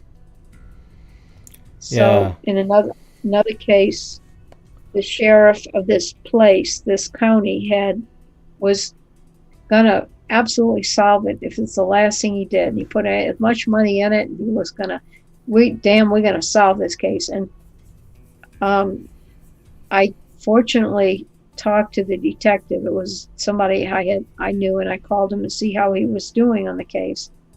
And he told me, oh, I got everything set up. Oh, the sheriff has money, and, you know, we're going to, and I went, oh my God, if you do what the sheriff tells you, you're toast. You know, because the sheriff had the bravado and the well-intentioned bravado, I must add, but he didn't know what he was doing. And had they taken one more step, and I called a couple of days later, they would have basically burned the DNA beyond recognition, and that would have been it. And this detective has been working on this case for decades. Oh man! So they stopped it? Screeching halt? I did. In fact, the poor detective was kind of caught, because here he had, you know, the sheriff and the money and all the bravado, and then they had somebody like me saying, no. So he had to. At first, the decision was, do I play the political role and, you know, do the right thing that way, or do I stand up and kind of get all the important people mad at me because he got it. He knew that it was going to toast his case. What did he do? So, brilliant. I have to say, you know, anybody's life, you have one of those two moments where you have a brilliant idea, and this is one of them. I said, what you do is divide the DNA in half and let them have their way with their half of the DNA. Keep the rest in your pocket. And not literally though, because that would have been pretty compromising. Not literally, but I said, keep it safe. Keep the other half safe, because he actually had quite a bit. Yeah. So I said, don't burn it all. Go ahead, do what they want, and then you can come back and thank me later. And he said, you're probably going to feel good about this, but their method of dealing with this DNA, it totally bombed. It didn't work. I said, I'm glad that you saved the rest of the DNA, and this is what you do with it. He says, yes, we're already starting on it. I said, I'm very glad. So give me a call or let me know how you're doing, because it's not over until a fat lady sings. Yeah. I was just looking at a case somebody sent me in Vancouver, Washington, and I remember in one of the documents, the police officers had to sign something saying that this is it for the, you know, it was a test in like 2008. I think I sent that to you, maybe, those documents. Anyways, but it was like it was over. This is the last bit of DNA, and it was going to be all used up. And it's too bad, because today that would have meant way more 2008 to today is a world. It's like I don't even know how much exponentially better they are at extracting DNA, but. I had a case, I talked to a detective about why DNA, and I won't say this, but it was a murder of a little girl of 8, 9 years old, decades ago, and they still want to solve it. And so anyway, I'm talking to him. I said, why do you want to do why DNA? Why don't you do the big genealogy like everybody else? And it turns out that he had worked with another company or another group before this. And basically, this was like a case from the 70s. Basically, that company took his DNA and processed it, saved almost none, and burned it. It was totally wrong technology. They just said, hey, we'll do the case. I guess it was trying to get a lot of cases. I don't know what it was, but the poor guy didn't understand, what the options were. And he gave him the DNA, and now you can't solve the murder of that little girl. That sucks. Yeah. It's hard, they're not. No, they said it's probably too degraded. That's why we have great technology, but your DNA is probably too degraded. So next time, send us some more, and make sure that we'll make sure it's in better quality. We won't use it but I'm thinking, why didn't you do that the first time? Yeah, what a nightmare. You had the answer, and then it's gone. It's like having a photograph of the killer, and a gust of wind blew it away, and now you never get to see it again. It's ridiculous. Yeah. Correct. All right. Hey, nope. she said correct, everybody. I'm going to put my little correct emoji into the chat. There we go. I have a little thing that says correct. Well, does anybody have any questions? I want to see if I was going to have them ask questions. I'm just sitting here talking, and I feel awkward. Like, I keep talking. I took 2 hours to tell you about the hand in the snow, and and they're going, oh, won't that woman shut up? So I'm trying to be demure and not really say too much. Let's see. Yeah, well, that's just. I wish they would just give you a call and let you know what they have to see what you'd say. That's the thing. That's the thing. I really do. I do that. I won't be able to tell you. Well, I can't expect. Yeah. Well, that's okay, because I'd rather have it solved, and then later you can tell us how it all went down. Yeah, I can tell you. Well, if he calls you, you just recommend me. That's all. Yeah. Maybe I have some. I'm just thinking of all the real high power connections I have that I wonder if I could network a little bit and get myself recommended by all the right people. I think you should. Because I think your expertise needs to be part of this case's specifically conversation, because it sounds like they have DNA, but there's some sort of an issue, and I think you are specifically skilled and qualified at working with those types of situations. I would say that I know more than the average guy in the street. I think it's a little bit more than that. Yeah. Well, yeah. I would love to do the case, and I think that I would take the care and that it really takes. It's either a mixture, it's either degraded, it's called low template DNA, or it's all of the above. Yeah, let's see. Anybody got any have any questions in there? Okay, here's one. Have you been involved with high profile cases? I think you said it before, was the canal, the canal murders was pretty big. You mentioned. Yeah, I was. Phoenix, I solved the first cases. I worked the first cases. Look, I worked the first case 7 years before the Golden State Killer. Yeah. She is the founder of forensic genetic genealogy. So. You are correct. Hey, there it is again, everybody. Thank you, Shelley Wagner. Yeah, I want to have I want to have a badge that says that, or a T-shirt. But other than that, I just don't want people to forget it. There's a lot of, claims to fame, really legitimate claims to fame in our community. That's great. And that's mine, and you can't have it. Yeah, there you go. Here I am. Hi. But people do try to take it, though, right? Yeah, well, everybody wants their own crown. Yeah, well, somebody just said people should train through you. That a lot of people do. There you go. I give talks to, this week was the American Academy of Forensic Science, and I gave, with other people, I chaired a workshop where we spent the day talking about how to set up a cold case unit, what the lab stuff looks like, how to do forensic genealogy, and how to combine it all into one big crime lab. There you go. Boom. I do that all the time. Let's see.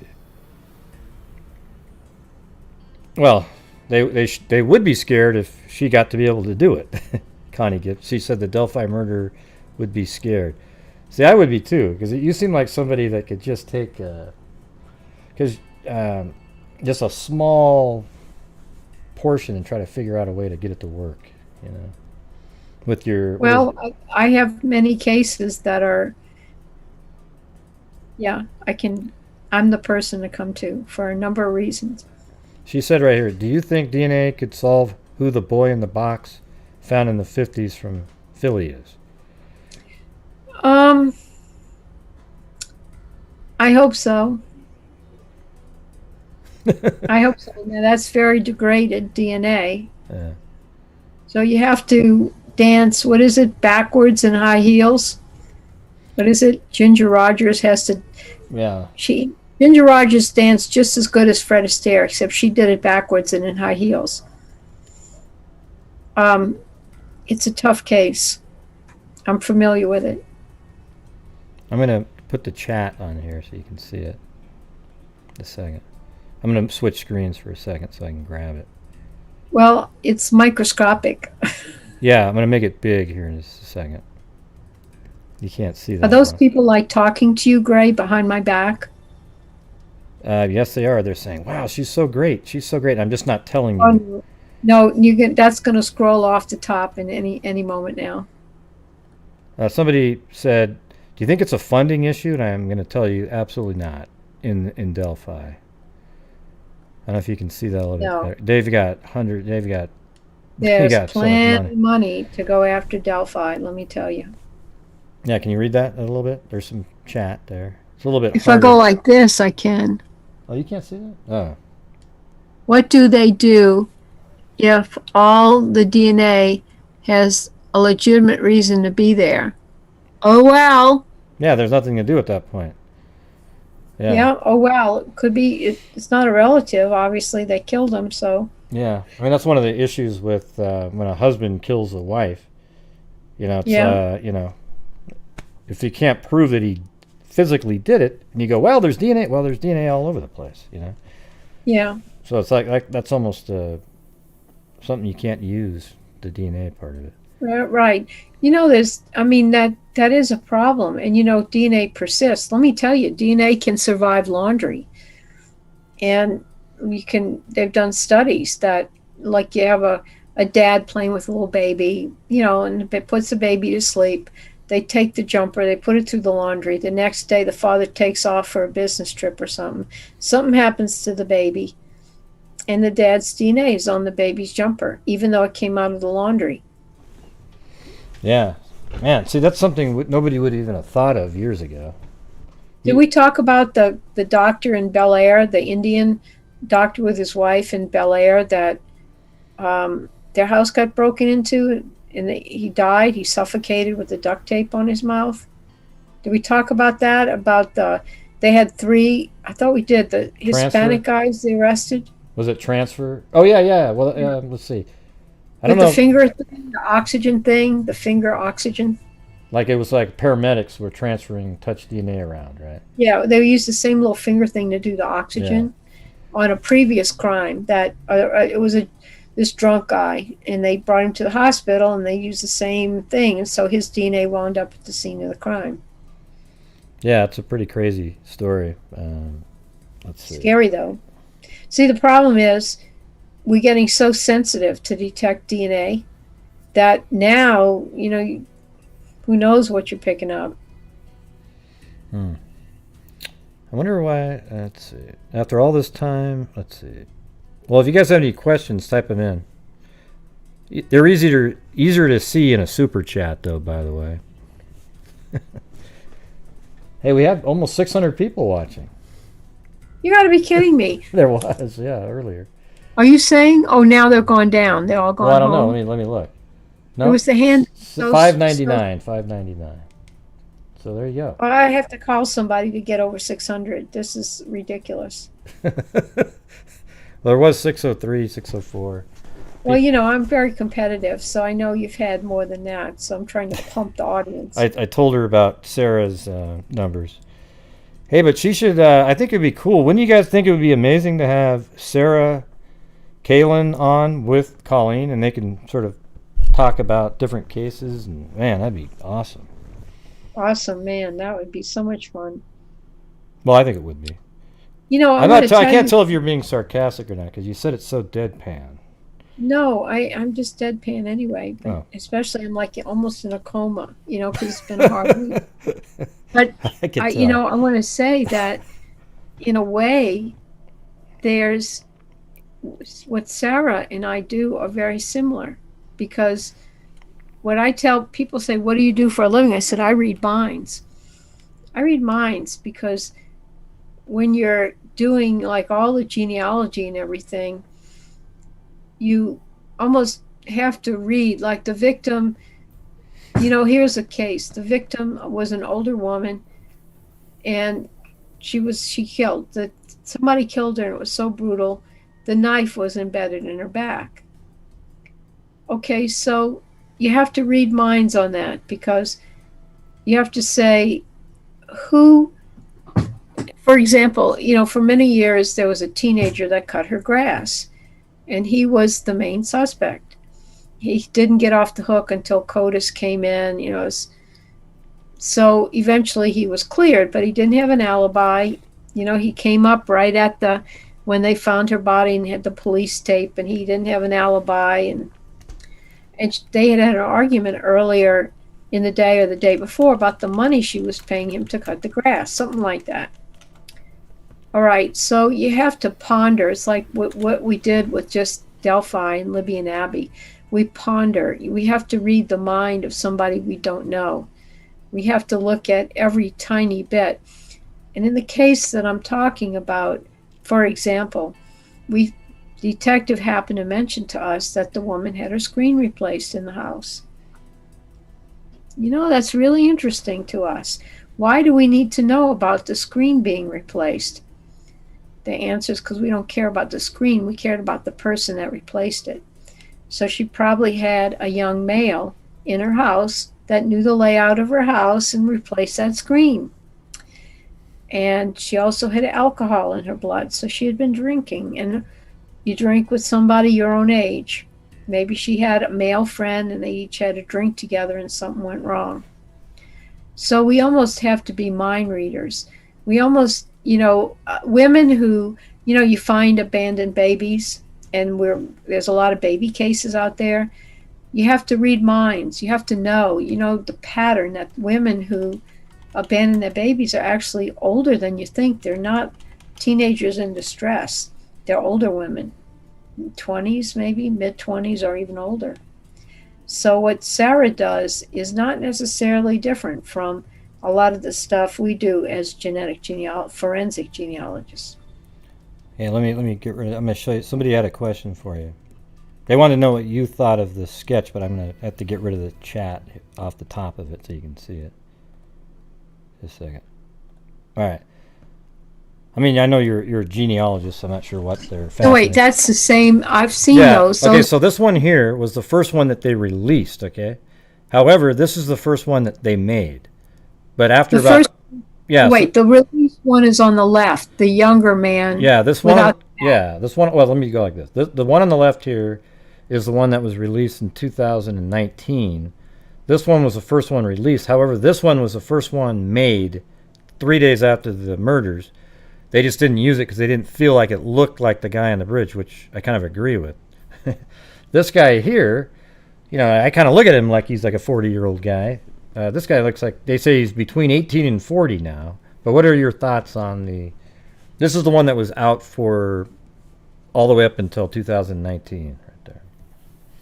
They look so different to me. It's just... Yeah, you know, that's the problem. He was wearing that thing. The only thing was that you can really see is from that video, which he did a good job of hiding his face. Yeah, so you've got... and then some people, like Carter, he's one of the superintendent. First they said, when they put this one out, this is now the guy we are looking for. The other one is secondary. Then he did a show on TV where he said, well, it's somewhere in between. Oh, God. Then it's like, what do you look at now? What do you mean somewhere in between? Do we have to take this and make a hybrid sketch? You know? So I don't know. That kind of stuff makes it difficult. Yeah. You know, can't say. I don't know. Okay. Let's see what this one says. Yeah. My dog, this is what Susanna MacGillipadrick said. My dogs are tracking on shedded skin cells. Could I provide surface samples of soil or vegetation for testing for human DNA in it? I think that's long gone. But they're tracking on skin cells. So wouldn't there be cells in the... she said that the dogs are tracking on shedded skin cells, and then wouldn't that mean that there's cells in the dirt? And then I guess what she's saying is, could you collect the dirt and try to find? I don't know. That's just wow. I don't think you can do it now. Yeah. And besides, you need a reference sample. I think you can't. You know, what are the dogs going to look for? You know, it seems to me you need to train the dogs on a certain sample by having an article of clothing, or I could be wrong, but dog will just not pick up a scent and start following it. He's got to know what to look for. And now Sarita was the one that asked about, wanted you to look at the sketches. Now Robin Frost, he's always a good caller that calls in. Good guy from Australia, I think. Yeah, Australia. Yeah. Good eye, Mike. Yeah, so you say Mike too, right? That's what I was trying to tell him. It's Mike. Hands on the Barbie. See, I use that same example. Okay, so listen. How does DNA differ from RNA and its use in crimes? I'm not the expert. I think RNA might not be unique to the individual, and I think that I don't know. RNA has a different function. It probably doesn't have the same markers. It probably varies, for example. Over time, I don't know. RNA might come and go. You're a DNA person. Yeah. You know, I will tell you something I really learned that is very fascinating. I have to think about this. When, you have DNA around, right? And we use DNA for crimes. One thing we check is how much human DNA is there, because it could be an older case might be contaminated with bacteria, whatever. It occurs, I just heard some talks where you're not, if I put my hand on a table, I'm putting my hand on my desk, I'm gonna leave DNA on that desk. You can believe it, right? But I also leave all the other chemicals on my hands.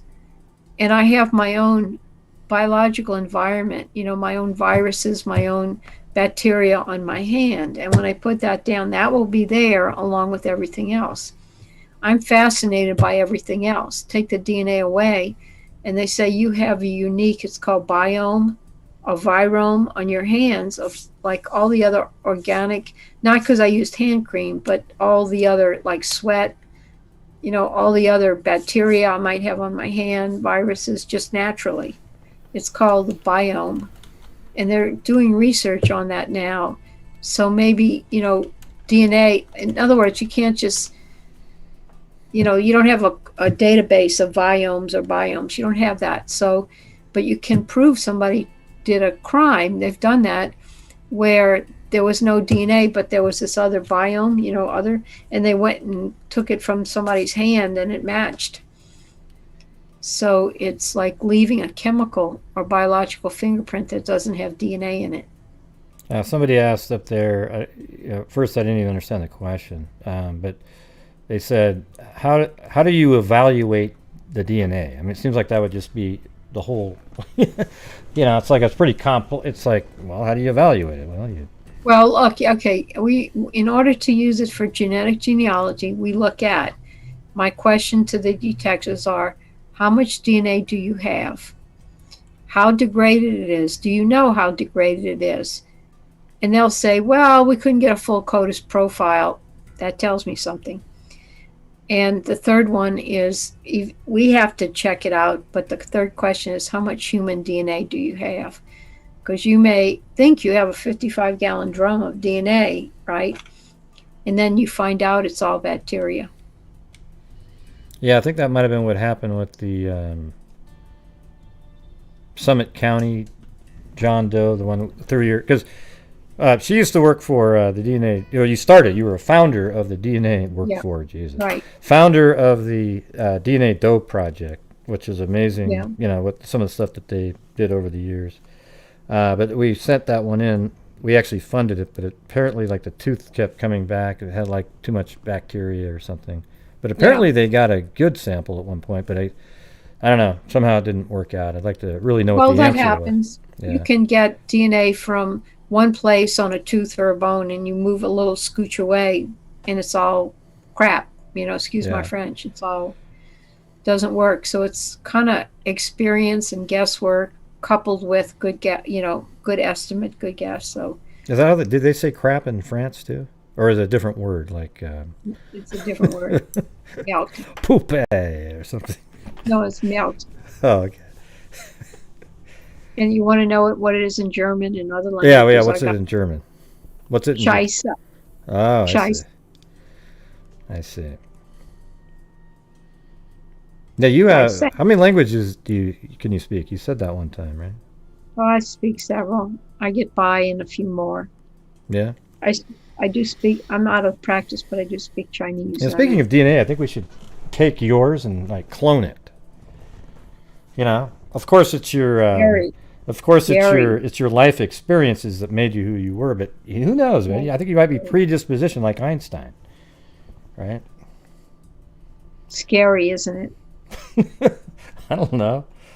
Oh, can you imagine a whole room full of clones just like me? Ooh, have a whole lab full of Colleens sitting right next to each other. Like, yeah. Oh my God. I think it'd be awesome.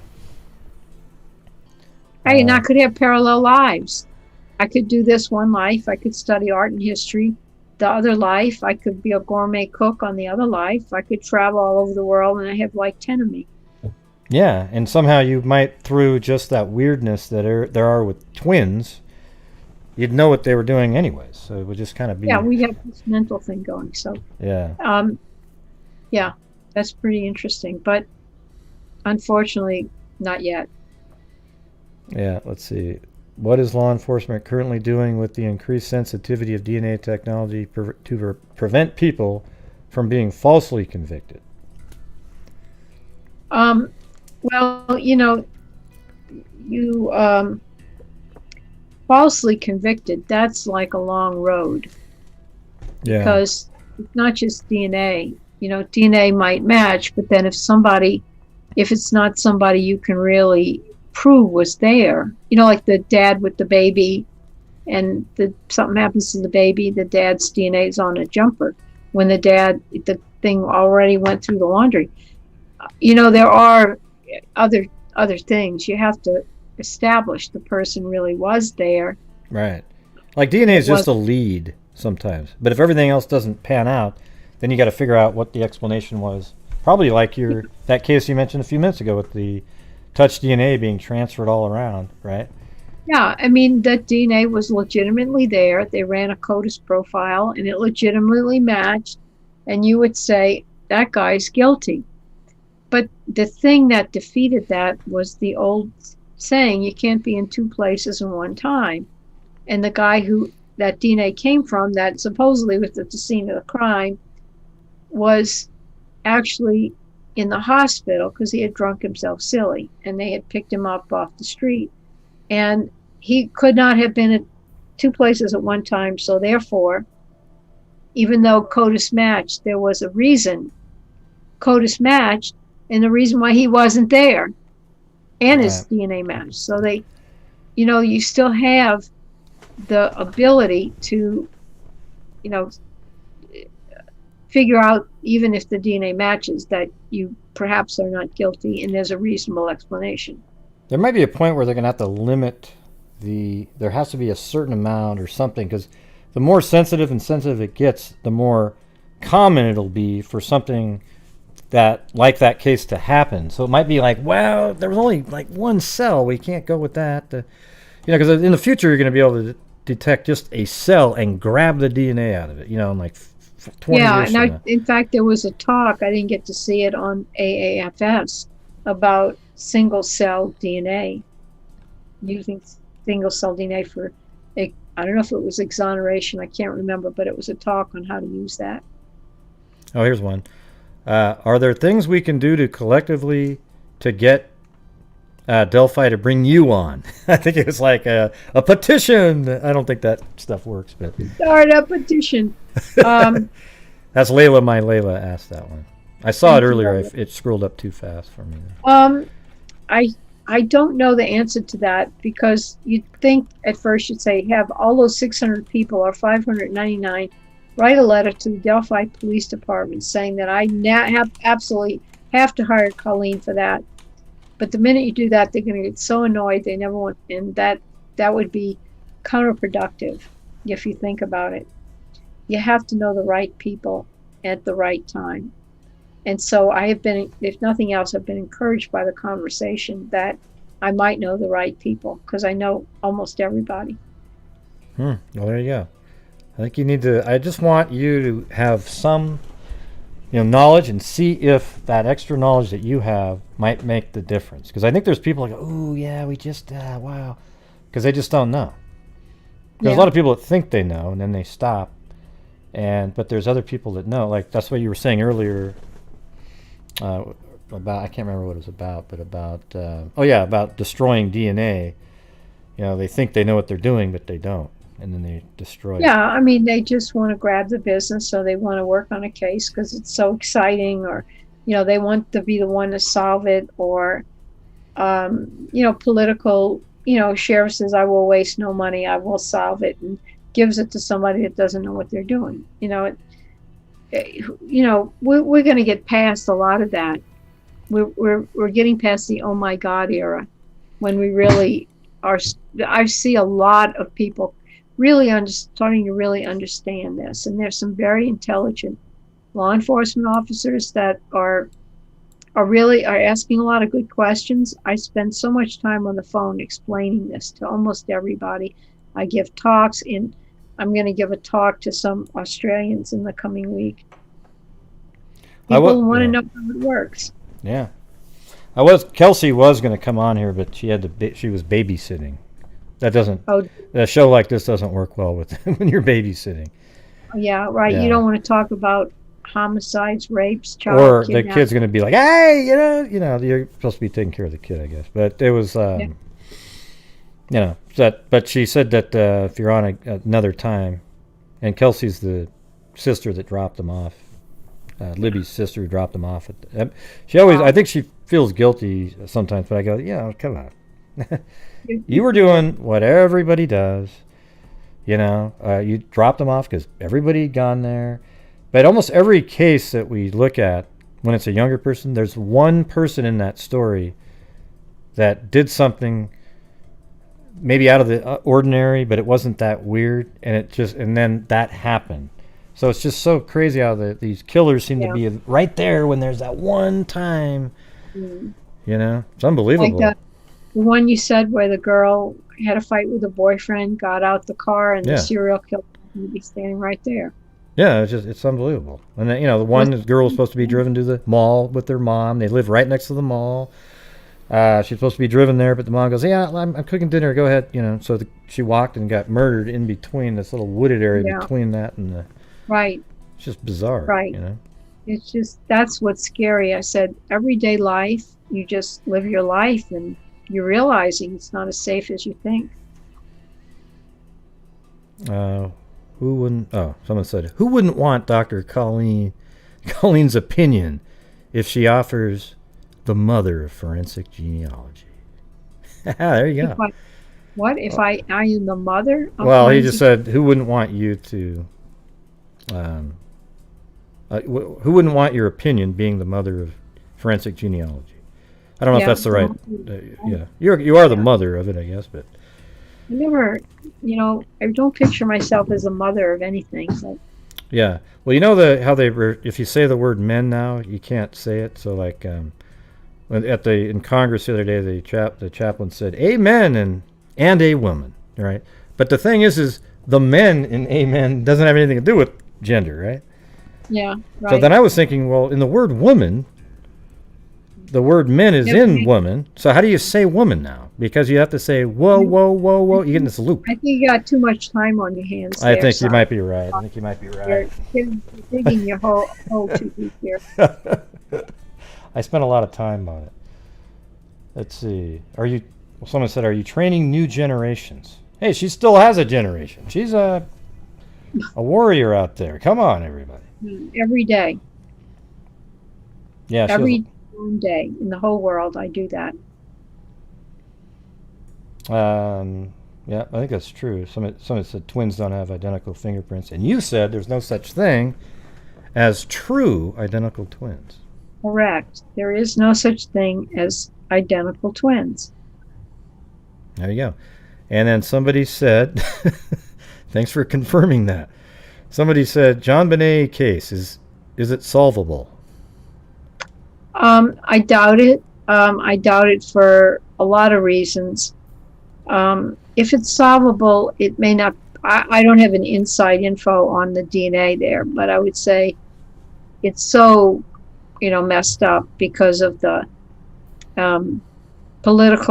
politics, Boulder, and because of the, I don't know, it's just so messed up. And they messed up the crime scene, by not looking for her in the basement. They had so many people coming and going in the course of the day. Mm-hmm. The DNA on her clothes might be from the factory. You heard that, the pan. Yep. I don't know what else is available, but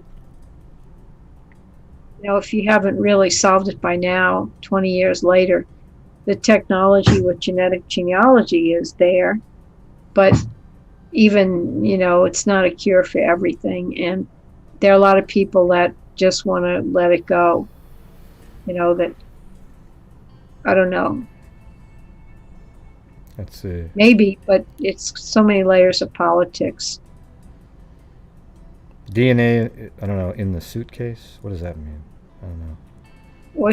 There was a suitcase. I don't think she was in the suitcase, but there was a suitcase. Oh, that's interesting. The handle of the suitcase was under the window in the basement. I don't know. Yeah, okay. Well, but I mean, there's a lot of DNA in cases out there. It's just, I mean, you're probably familiar with the ones that you work on more, right? Well, I hope so. Yeah, it'd be a little strange to. Other than that. Hey, yeah, they call you up. Hey, can you help? Listen, I'll do my best, but I'm really focusing on this really cool one, the Ramsey case. Boy, it's so interesting. Let's see. It's weird how everybody's always focused on the same cases, There's so many cases out there that are just as interesting and so many, and we are. Yeah. I have to say, I have a couple right now we are just going to the mat with. I mean, they're hard. The DNA is not cooperating. We're trying to massage it back into place and make it look better and watching out for inconsistencies in the data. And, we're just sort of really going really full force to the end to make it happen. And I hope we solve it. I hope these cases are not so, they're like, oh, you can't, it's just not going to work. Oh, no, but we got to try this. Oh, no. Oh, wait a minute, it almost worked. Let's try something else. And you just can't let it go. Is there any kind of update you give us on The 1961 hitchhiker? I can say that the wheels of justice move slowly. We have everything, the green flag, to send okay, this is what has to happen. The remains cannot be shipped from Texas, the University of North Texas, to Astria directly. They have to be shipped first back to the coroner because he owns them. He's legally responsible. And then once he can send them anywhere. So he's going to send them out to Astria. Now, you may have heard that Texas has really bad weather. And the ice age is really catching up. I mentioned glaciers and things like that. People do not have water. People live in their house and it's 40 degrees inside of the house. What happened to global warming? I'm just kidding. Yeah, go ahead. It was a joke. Yeah, well, it's warming out here, but it's getting cold somewhere else because you got to balance it out, you know?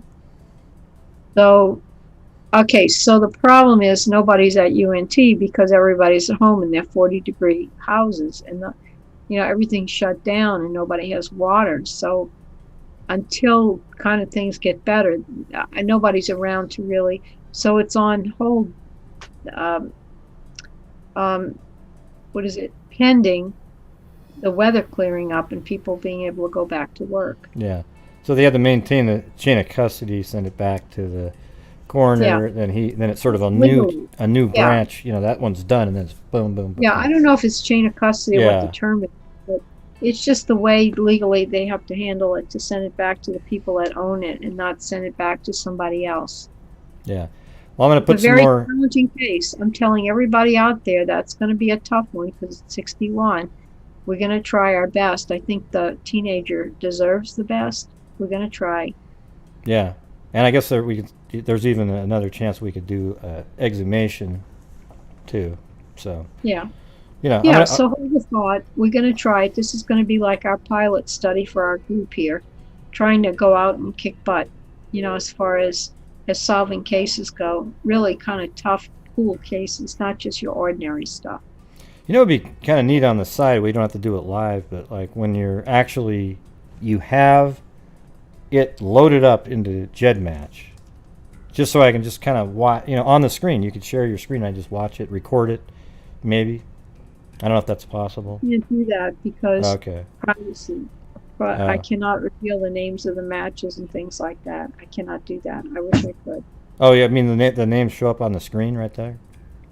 Yeah, a list of people that DNA cousins and how close they're related. Okay, forget that then. Hey, it'd be kind of fun, though. Well, maybe it could be something I don't record, but I could follow along with you, like you're teaching. No, you can't see it. I can't talk. I can't tell you who they are. It's sort of part of the deal. But, just to say, you should go and take a DNA test or an ancestry test or something so that you know how it works. I do. I'm actually loaded on GEDmatch. Oh, you are? Okay, so there you go. When you tune in on GEDmatch, you can see a list of your DNA cousins, right? Yeah, but I didn't realize that there's some place you go to click and then there's like an email or contact information. Yeah, well, in GEDmatch there is. It's the name, screen name, and then the email, and then how closely you relate some other statistics. But so you can't. I just can't do that live. Yeah. So what's kind of cool is that GEDmatch made everything available for sexual assaults again now. For does. Doe case. Oh, just does. That's right. Jane and John does. Right. Violent crime still has a restriction. Yeah, but at least that's kind of neat for this. I mean, our project, it opened up the entire database. Oh, yeah. And it might be he has a close relative in there. Could be they took the DNA to see if their brother or somebody was in there. We have some challenges because the DNA is going to be I'm going to tell you, it's going to be in pretty bad shape. So you're going to have to do the thing where you're piecing it together, the stuff that's known about, right? You said that everybody shares DNA, right? And you slide that in. Well, if it's really degraded, it's going to be little teeny fragments, and those are hard to work with. You want big pieces. Help you get lucky. Well, you never know. Yeah. So it's 2 hours now. I don't know if you have much more. I was going to say, I've had a really tough week because I was at AAFS this week, and on Monday I chaired a session, with the all about forensic genealogy. And so it was virtual, and to log in, I had to get up like 4:45 because they were working on Central Time and they started at 8. So I wanted to get up early on Pacific Time. So I have the hour to kind of get dressed and get ready, but then I had to leave extra time because I anticipated the whole electronic virtual conference thing was going to be a complete disaster. It was not. It was fine, but I had to make sure. So pretty much all week I've been up really early and on my computer all day watching these videos. And so it's Friday afternoon. I'm just very tired. Otherwise, I'd stay up all night and talk to you guys. Yeah, well, you did great for the 2 hours. I think everybody felt, I think a lot of people felt listening to you that there's a chance that somebody like you might help a case like the Delphi case if it's a sort of a, not a very great quality, I don't know what you call it, piece of DNA, whatever you call it, what the phrase is. We don't know. It's only a few years old, so the age of the DNA can't be the problem. Yeah, so it'd be cool if you could just take a look at it in your professional capacity and let them know if you could help. Yeah, well, I do that every day, and I would give them an honest opinion. So if you're out there, I would say anybody could help. I mean, not me personally, but if genetic genealogy could help at all, if you can render an opinion on something and say, I think you could do this or you could not do this. Yeah, did you hear that, Delphi people out there? Right there. Colleen! Give her a shot. Give her a shot. She's the best. Yeah, I'd like to call him, but I know if I call him, he's going to say, I'm going to give your name to the lab, and they'll give you a call. Well, maybe the next time you leave a message, you go, listen, tell them, you know what, next time you call, say exactly what you said to us in that. I think there was one portion here where you just said, if you leave a message or when you talk to me, you go, listen, I have the ability to work with DNA that it's not very good quality, and I have different techniques, and just see if get him right away to kind of buy into it. I mean, I hate being a salesperson myself, but I tell you, the best way is to get somebody else to recommend me. That's close to a source close to the president. That's true. Who quoted something like that, and I'm thinking, who do I know that might be able to know them and get to them? And I have a couple of people in mind. Okay. Well, maybe you can let me know how that's going. I won't mention anything, though. I'll just want to know. Okay. All right. Well, hey, listen, I appreciate you coming on. It's our third sort of, what do you call it? Rendezvous. Friday with Fitzpatrick. Video rendezvous. Yeah. No, it's always fun. It always just kind of goes all, randomly all over the place with interesting stories. Yeah, well, if I get off track or I talk too much on something, you can slap me electronically. No, I don't mind it, though. That's the thing. That's how my brain works. Because that way you don't have to talk. Yeah. Well, when I do my show, I go all over the place, Like I do a 3-hour show, right? So I'll be doing something and then boom, and then back. Often, but I wish I could watch it more often, but I'm just so busy. Nobody has, I mean, I'm sure you don't have 3 hours. A lot of people do, though. I mean, I'm here, so I have the 3 hours. But anyways, listen, I really appreciate it, and we will probably have you on the next couple of weeks again, sometime. Maybe Kelsey will be on next time. I'll tell everybody goodbye and have a good night. Sorry I have to duck out early. I'm in a coma, like I said. I'm in an AAFS coma, and I'm probably going to just burn out watching in front of the TV. I think I'm going to go eat a snack or something while I'm at it. All right. Well, have a good rest of the evening. Maybe watch a little, that show that you like with the wives. Oh, yeah. What is it? Dance Moms? One of those. I may do those. All right. Well, have a good one. I appreciate it. I'll see you guys. Bye. Bye-bye. All right.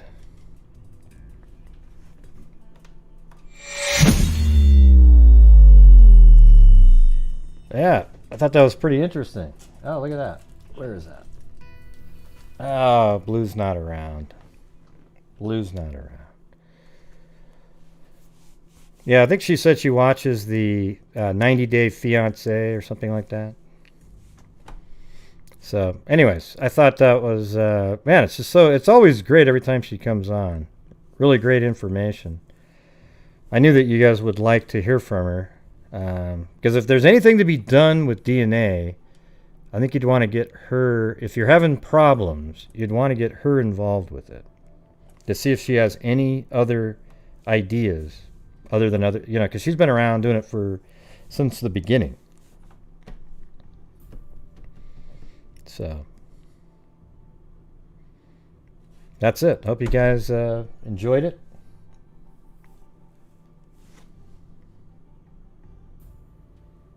Yeah, cool. Glad you guys liked it. It's weird how you get trolls on a night like this, like that couple of these idiots that show up. You know, does anybody ever remember me not saying, mentioning that the suspect had a gun? I've always said that, and I've even explained why. There was explained that there was a click, and they believe that was a gun. Okay, I'm not making the shit up when I say it. Like a lot of people out there. You know, when I tell you something, it's something that I'm pretty sure, based on what somebody who would know told me, not what you guys do. And I'm talking you guys, meaning the trolls out there. Well, thanks, Becky. Yeah. It's mind-boggling. Some of these morons that show up on the show, you know, just trolling a chat when you have such a great guest on. Why don't you focus in on what they're saying every once in a while? You know, maybe learn something. So you don't end up like the person who made that video earlier today that I felt compelled to debunk. Now, I did say something that was wrong. It wasn't 150 miles. It's about 90, okay? So from Kimmel Beach to Delphi, it's about 90 miles driving. So it wasn't 150. That was just sort of an eyeball look that I looked at it. It still wasn't in Delphi, the Kimmel Beach.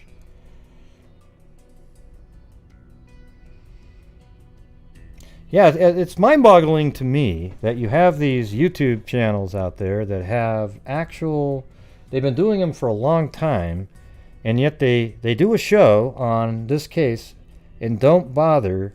They go, oh my God, the Delphi case is really hot. It's really hot right now. Let me go ahead. What I'm going to do right now, what do you got? What do you got? Give me a couple articles. Okay, yeah. And then just try to do a show and pretend that you got it all wrapped up and tight, you know, in a bow, and you're not even close on any of the stuff that everybody's figured out over the years. That's scary to me. And what's scary is that how do you trust anything else that they're going to do next? Because you don't know if that's what they just did. And then you're listening to that.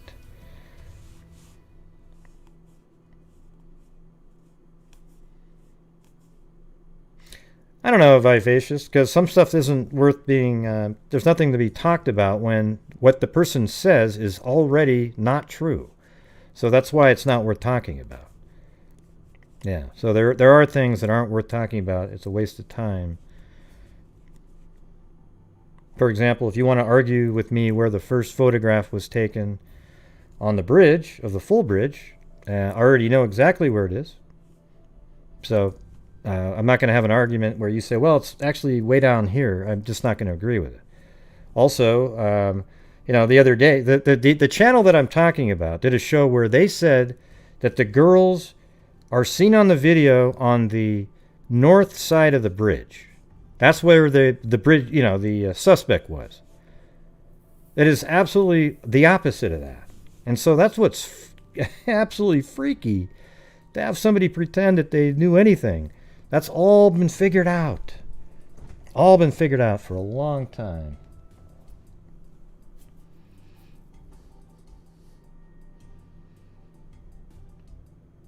And people go, Gray, you're so mean. You think you're the only one that can cover this case. And I go, no, I don't feel that way at all. Except I'm a protector of the known facts. And there's a lot of known facts in the case. So when you start going outside of those and trying to sell some garbage to people so that you can have your version point to your, you know, your POI, as you guys like to call them, You know, like civilians can have POIs.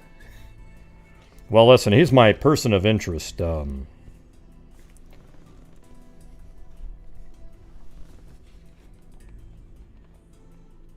Yeah, the video from earlier, she actually deleted the video or put it on private because it was an absolute embarrassment. Somebody must have said something. Gray, you're such a bully. Why can't people put out their video? Hey, you can put out whatever video you want, except if you're going to put out crap that's going to be used to sell a person that's not a suspect, then you can be damn sure in about 2 minutes you're going to get a debunking video. I made that video in 10 minutes after I just put it all together in the Adobe Premiere. I just said, okay, at one take, because it was so easy. It was just, oh, wow. So the thing is when people bitch and moan that I go after videos that are false, you know, I've made mistakes on my videos, and somebody says, Gray, wow, you got that wrong here. And I go, oh, shit, I'll delete the video. Literally, like the moment that I find it myself or somebody else says it, if it's a really significant point.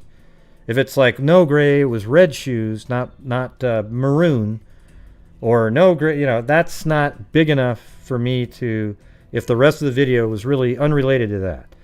But if you're doing like the really substance information and you're completely making up stuff that's not accurate, you can't leave those out. That's what was really shocking on that one channel that everybody keeps watching, where they made this video that was totally erroneous on every single thing that was said in it, but it was left up because it was getting a lot of views. But that's irresponsible, because what happens is all the views that you're getting now are, those people are being fed absolutely false information. And it hurts the case, because now people who it might mean something to them, getting it all in order, but now they have it completely off. So anything that they come up with as a theory is completely bogus. Yeah, it was pretty scary there, Jim. I gotta be honest.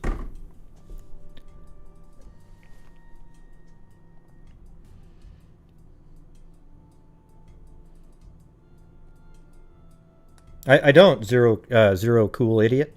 I was on here, just did a whole show for 3 hours. You're such a clown. Get the hell out of here. Oh, shit.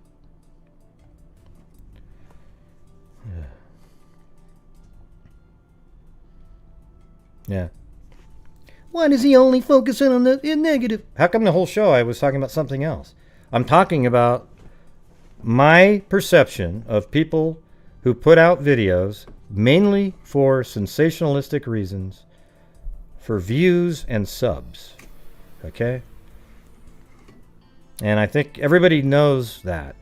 I want people to be aware of them, because if you went to that girl's video that was made today, that I debunked, every single comment, minus about 3, were just like, wow, I think you're onto something. Wow. Now, I'm not saying it's not possible that guy in there somehow, but none of the things that she pieced together were accurate. So then you go, oh boy. Well, this guy, this photograph was taken nearby where the girls were found, and it's in Delphi. Well, no, it was 90 miles away on a beach in Lake Michigan.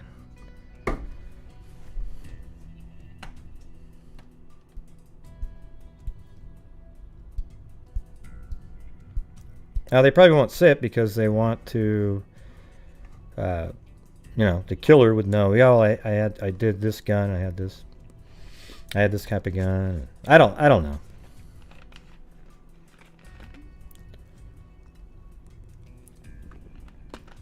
Right, and that's another thing, is the true crime community used to do really well ad revenue until all of these completely fake news YouTube channels started popping up, putting out false information, and then they got flagged and put into a whole different algorithm where it's difficult. So channels like mine, who try to focus in on the factual parts of cases and try to have, good guests on when I do, we just get screwed. And so I only rely on the super chats and channel memberships. So if you want to join my channel, feel free to do so. You get access to all the emojis and some. I'm gonna change what's going to be going on, but the lowest level in the membership is going away, and I think either April 1st. I don't know. I'm trying to think through I want almost everybody to be vaccinated, because I know everybody's struggling right now.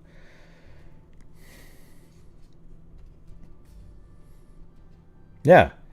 I mean, that was the worst part of the video. Is she's plastering a guy's face. I put the black square, I put that on there. So on my debunking video, that black square on the guy's face is what I put on there.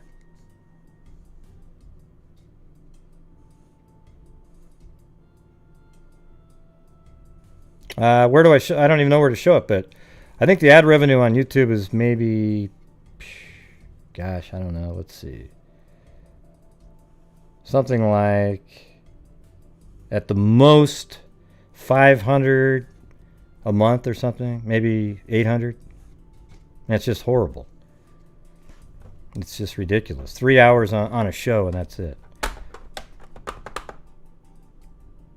Hey, and big fish, small pond, I'm not going to show you anything, all right? Okay, you seem like one of those trolls. Like, probably every time when we donated $22,000, you're one of the morons that watched very closely. Wanted to make sure that, the receipt was in the email when I've showed everybody everything.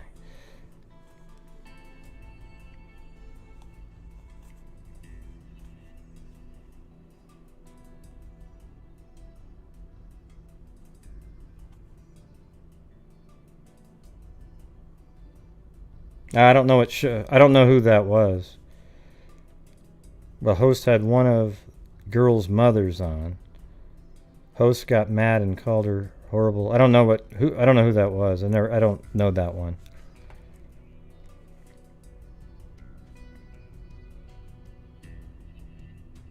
It has gone down. Big fish, small pond. Here, as a matter of fact, this is what I will show you. Watch this. I don't know where the ad revenue number is, but I'll show you this. Let me go to the section here.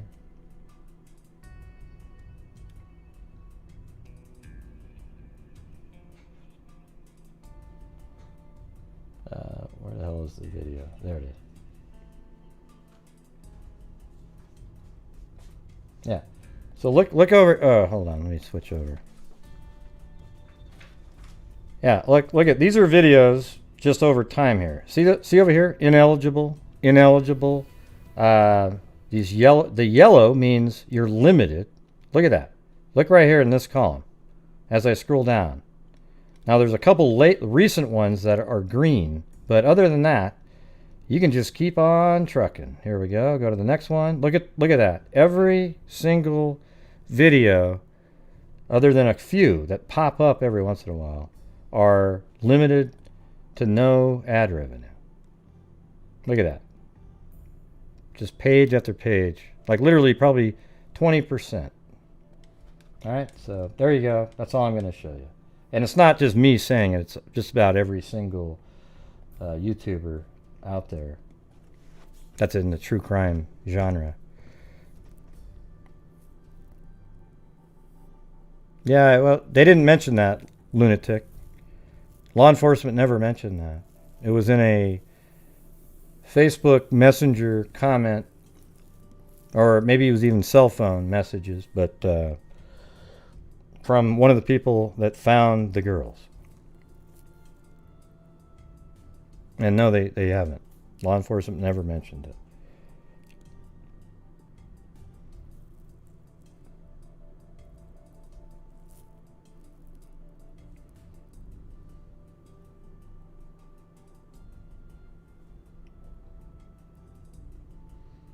I don't know. You can request them to review it, and I'd say about 30% of the time they'll switch it over So I try to do that, but man, half the time it's too late, you know, like a day after, as soon as your show's done on a live stream, that's pretty much, you're not going to get way more views because people don't watch those.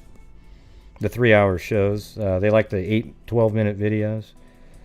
But however, during the Delphi videos, people don't mind watching a guest like Colleen or somebody, or Sarah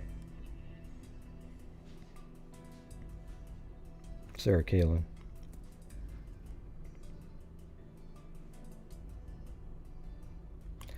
Okay, everybody, I think I'm going to head out of here, but thank you for supporting the channel. I had a few slow nights here recently for some reason. No, that's it. All right. So thank you to Claudia Neubauer, Mag, Ada Violet, Bitsy Boo, Claudia Neubauer, or Claudia Neubauer, Courtney Robb, Megan Kim, Chad Bobinger, Rochelle Black, LM, Mag, Shelley Wagner, Chad Bobinger, Billy Boy Blue, Lori Grant, Walker Fishin, Noel Girl, Layla My Layla, JP, Sarita, and then Susanna, Mac Gilla Padre, Angie 03780, Robin Frost, One Sly Angel, Noreen Gardner, Rebecca Friend, Jessica Schubach, and Maureen Coe.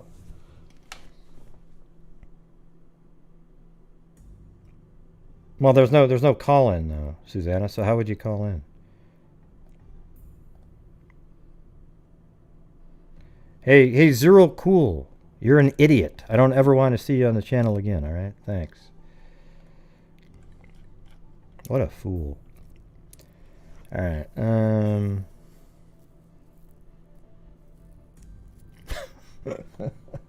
All right, you guys. Thank you very much. Make sure you wash your hands, maintain your social distancing, and wear a mask, all right? We got to get a couple more months here. We'll all get vaccinated. Yeah! Woo! Look forward to it. Man, I'm going to grab that needle and jam it in my arm as fast as I can. All right. Thank you very much. And as I always say, everybody, until next... Oh, wait, first of all, hey, Colleen, if you're out there still watching, probably not, but if you are, thank you very much. Great show. It's always awesome having you on, and I hope Delphi authorities reach out to you to see if there's anything that you might know that they don't know, because I think there's a good chance that you might. Hey, thanks, Suzanne Marcella.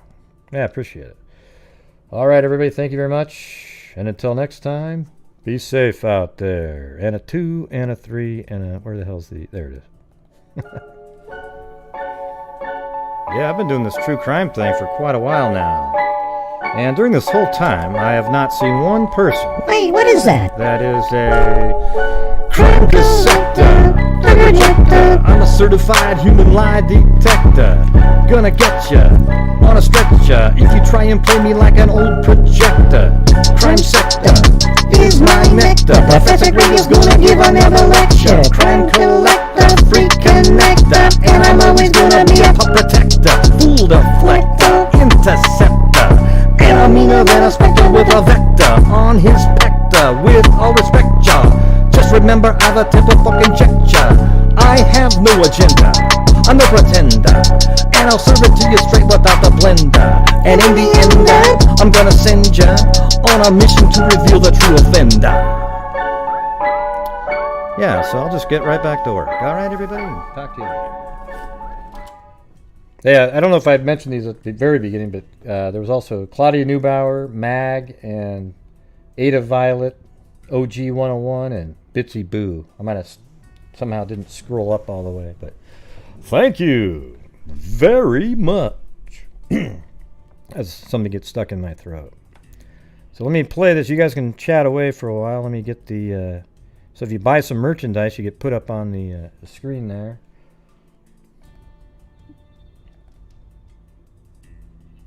And let's get to your favorite song that everybody loves so much.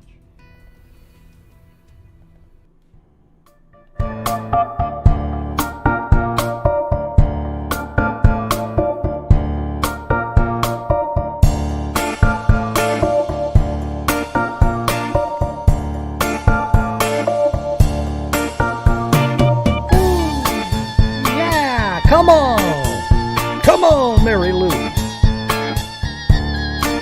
What about me?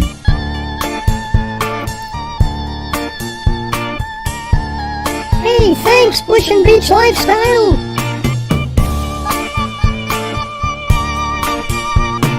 Chew it up and spit it out and repeat it. It's not a treat, the troll is beat. Just one of the ways that I defeat it. Been in my groove. When there's a troll on the move, just takes a second to remove. Cause every time I conclude, the troll is gonna lose. Nice try, lizard eye. I see you creeping on the sly. Why you think you so fly when you're such a whiny cry? Battle me, you're gonna fry. Gonna send you out to mummify.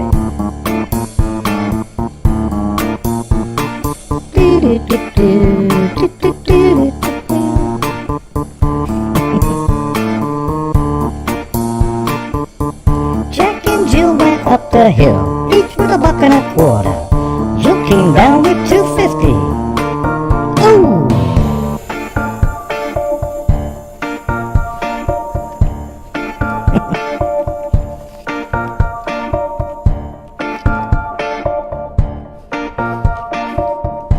Hey, look at that! That's Billy Boy Blue. We didn't get any of his rhymes tonight. Where's the rhyme, Billy Boy Blue?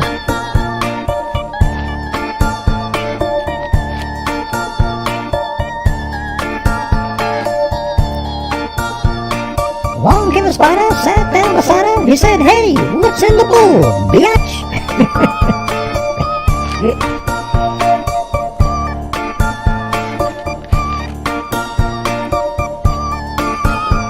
He needed the money.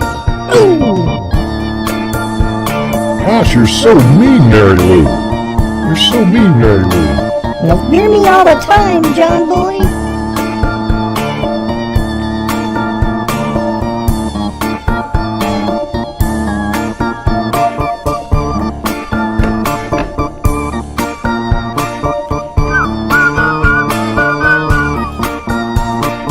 He needed the money. Ooh.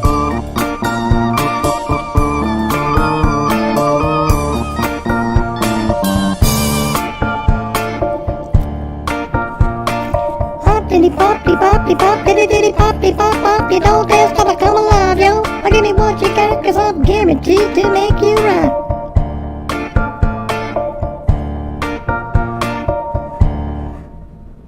Hello? Anybody there?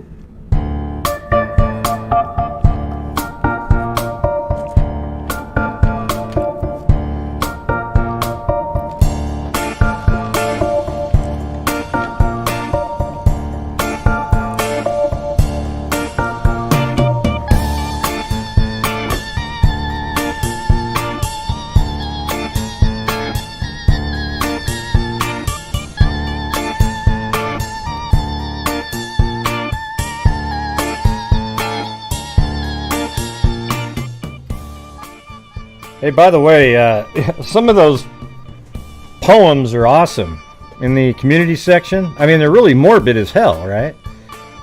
I don't think it doesn't seem like anybody's offended by it. Because there's no down arrows, but maybe they are, I don't know. But anyways, they were, I mean, some of them are really good. Some of them I'm having a hard time getting the rhyme in with them. But I'm looking through them. I've got a couple early favorites.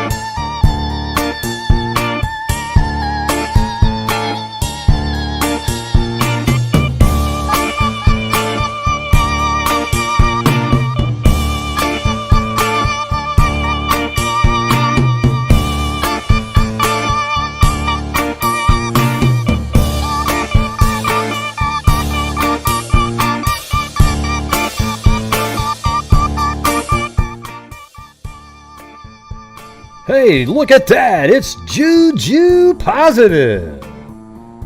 Woo! Look at that, huh?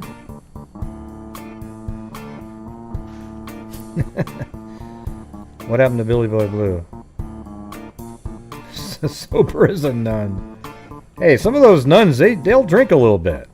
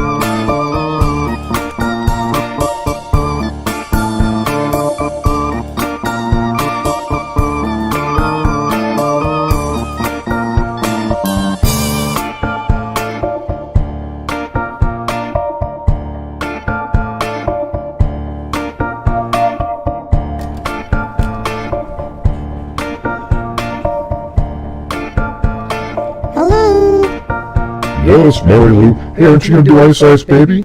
Oh, okay, I'll try it. Let me try it.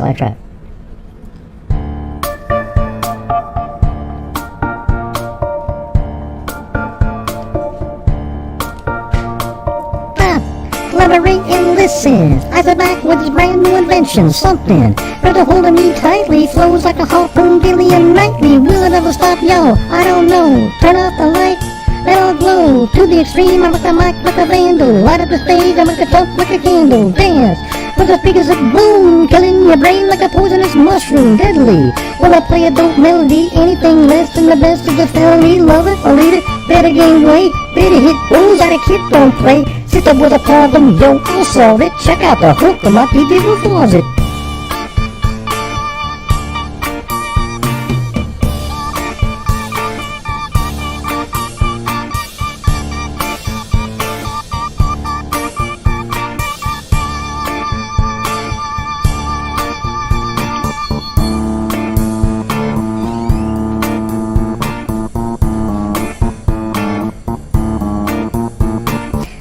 The party is jumping, with the bass kicked in and the Vegas all pumping. Quick to the point, cause the point no faking. Cooking them seeds like a pound of bacon. Burning them, yeah, quick and nimble. I go crazy when I hear the cymbal with a hi-hat, with a souped up tempo. I'm on a roll, time to go solo, rolling in my 5.0 with my rag top down so my hair can blow. The girl is on standby, waiting just to say hi. Did you stop? No, just go by, kept on. First to one to the next stop. About the left, I'm headed to the next block. The block was dead, y'all, so I continued to A1A. Beach Road Avenue, girls were hot, wearing less than bikinis. Rock that mother, driving Lamborghinis. Jealous? Cause I'm out getting mine. Shade was a gauge and another was a 9. Gunshots ranged out like a bell. I grab a 9, another whole new shells falling on the concrete real fast. Jumped in my car, slammed on the gas. Bumper to bumper, the avenue's packed. Trying to get away from the jacket is jacked. Police wanna sing, you know what I mean? Because we up, confronted all the dope scenes. Just with a problem, yo, I'll solve it. Check out the hook where my DJ was it.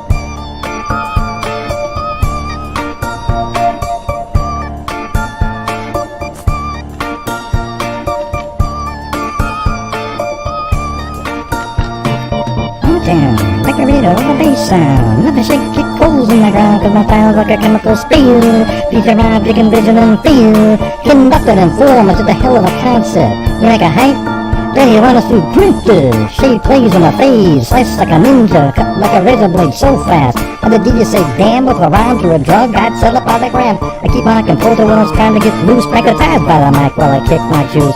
If there was a problem, yo, I'll solve it. Check out the hook where my DJ involves it.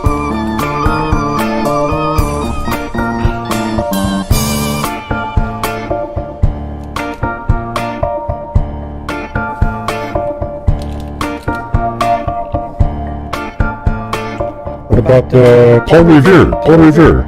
Oh, that one again? Okay. All right, here we go. Are you still there? Yeah, I'm right here. Jesus.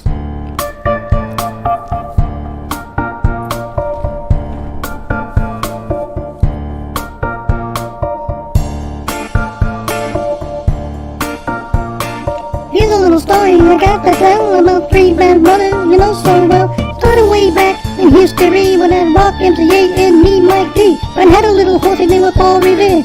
Me and my horsey in a quart of beer. Running across the land, kicking up sand, shivering pussies on my tail cause I'm in demand. One lonely beastie I be, one up by myself without no buc-ee. The sun was beating down on my baseball hat, the air was getting hot, the beer was getting flat. Looking for a girl, I ran into a guy, his name was MCA, I said howdy, he said hi.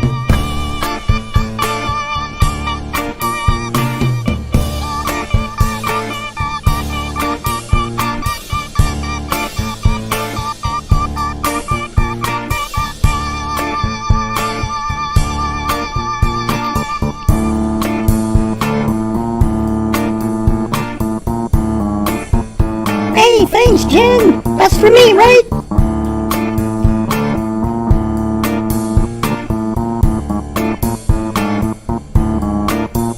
He told a little story in the sound of a rehearse. Ford is on the run and then he's dying of thirst. The brew was in my hand and he was on my tip. He smoked his rose right, happy for a sip. He said, can I get some? I said, you can get none. He had a chance I run, he pulled a shotgun. Quick on the draw, I thought he'd be dead. He pulled a gun to my head and this is what he said. My name is MCA, I got a license to kill. I hope you know what time it is, it's time to get ill. Now what do we have here? An outlaw and his beer. I run this land, you understand, I'll make myself clear.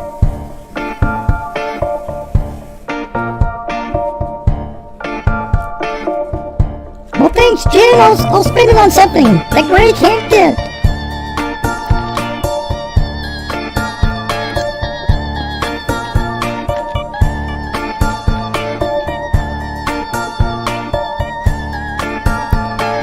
I'm on the run, the cop got my gun. Right about now, it's time to have some fun. The King had Raw, it is my name, and I know the fly spot where they got the champagne. So we rolled 6 hours and we hit the spot. Book was rubbing and the girls was hot. This dude was staring like he knows who we are. We took the empty spot next to him at the bar. He'd go, you know this kid? I said, I did, but I know he did. Kid said, get ready, 'cause this ain't funny. My name's Mike D and I'm about to get money. Pulled out the jammy, aimed it at the sky. Flip, flip, up, and let 2 fly. Wasted 2 kids that ran for the door. I might... Didn't remember. Wasted 2 kids ran for the door. I'm Mike D and I get respect. Your cash and your jewelry is what I expect. MCA was with it, he's my ace. So I grabbed a piano player and I punched him in the face. Piano player's out, music stopped. Boy had 8 and he got dropped. Mike D grabbed the money, MCA grabbed the gold. Grabbed 2 girlies and a beer that's cold. Boom!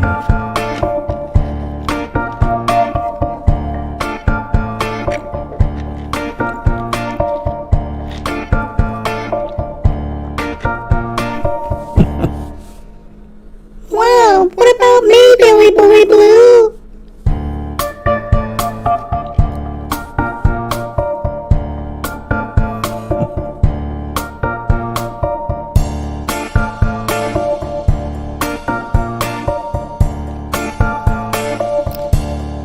Thanks, DJ.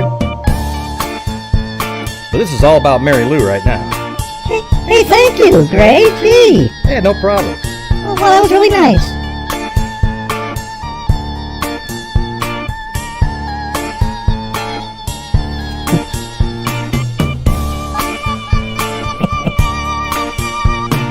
Yeah. Hey, thanks. Be real. See you later. Thank you, CC, Jen H.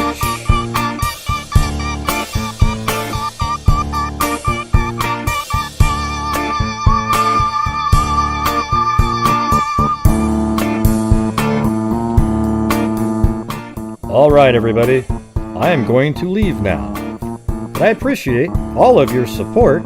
Make sure to put a comment in the comment section after the video and let us know what you think of Colleen. And also, if you could, hit that like button. Even if you didn't like it, hit the dislike button. Whatever one you want to hit, that sounds good to me. All right, everybody, thank you very much. And be safe out there.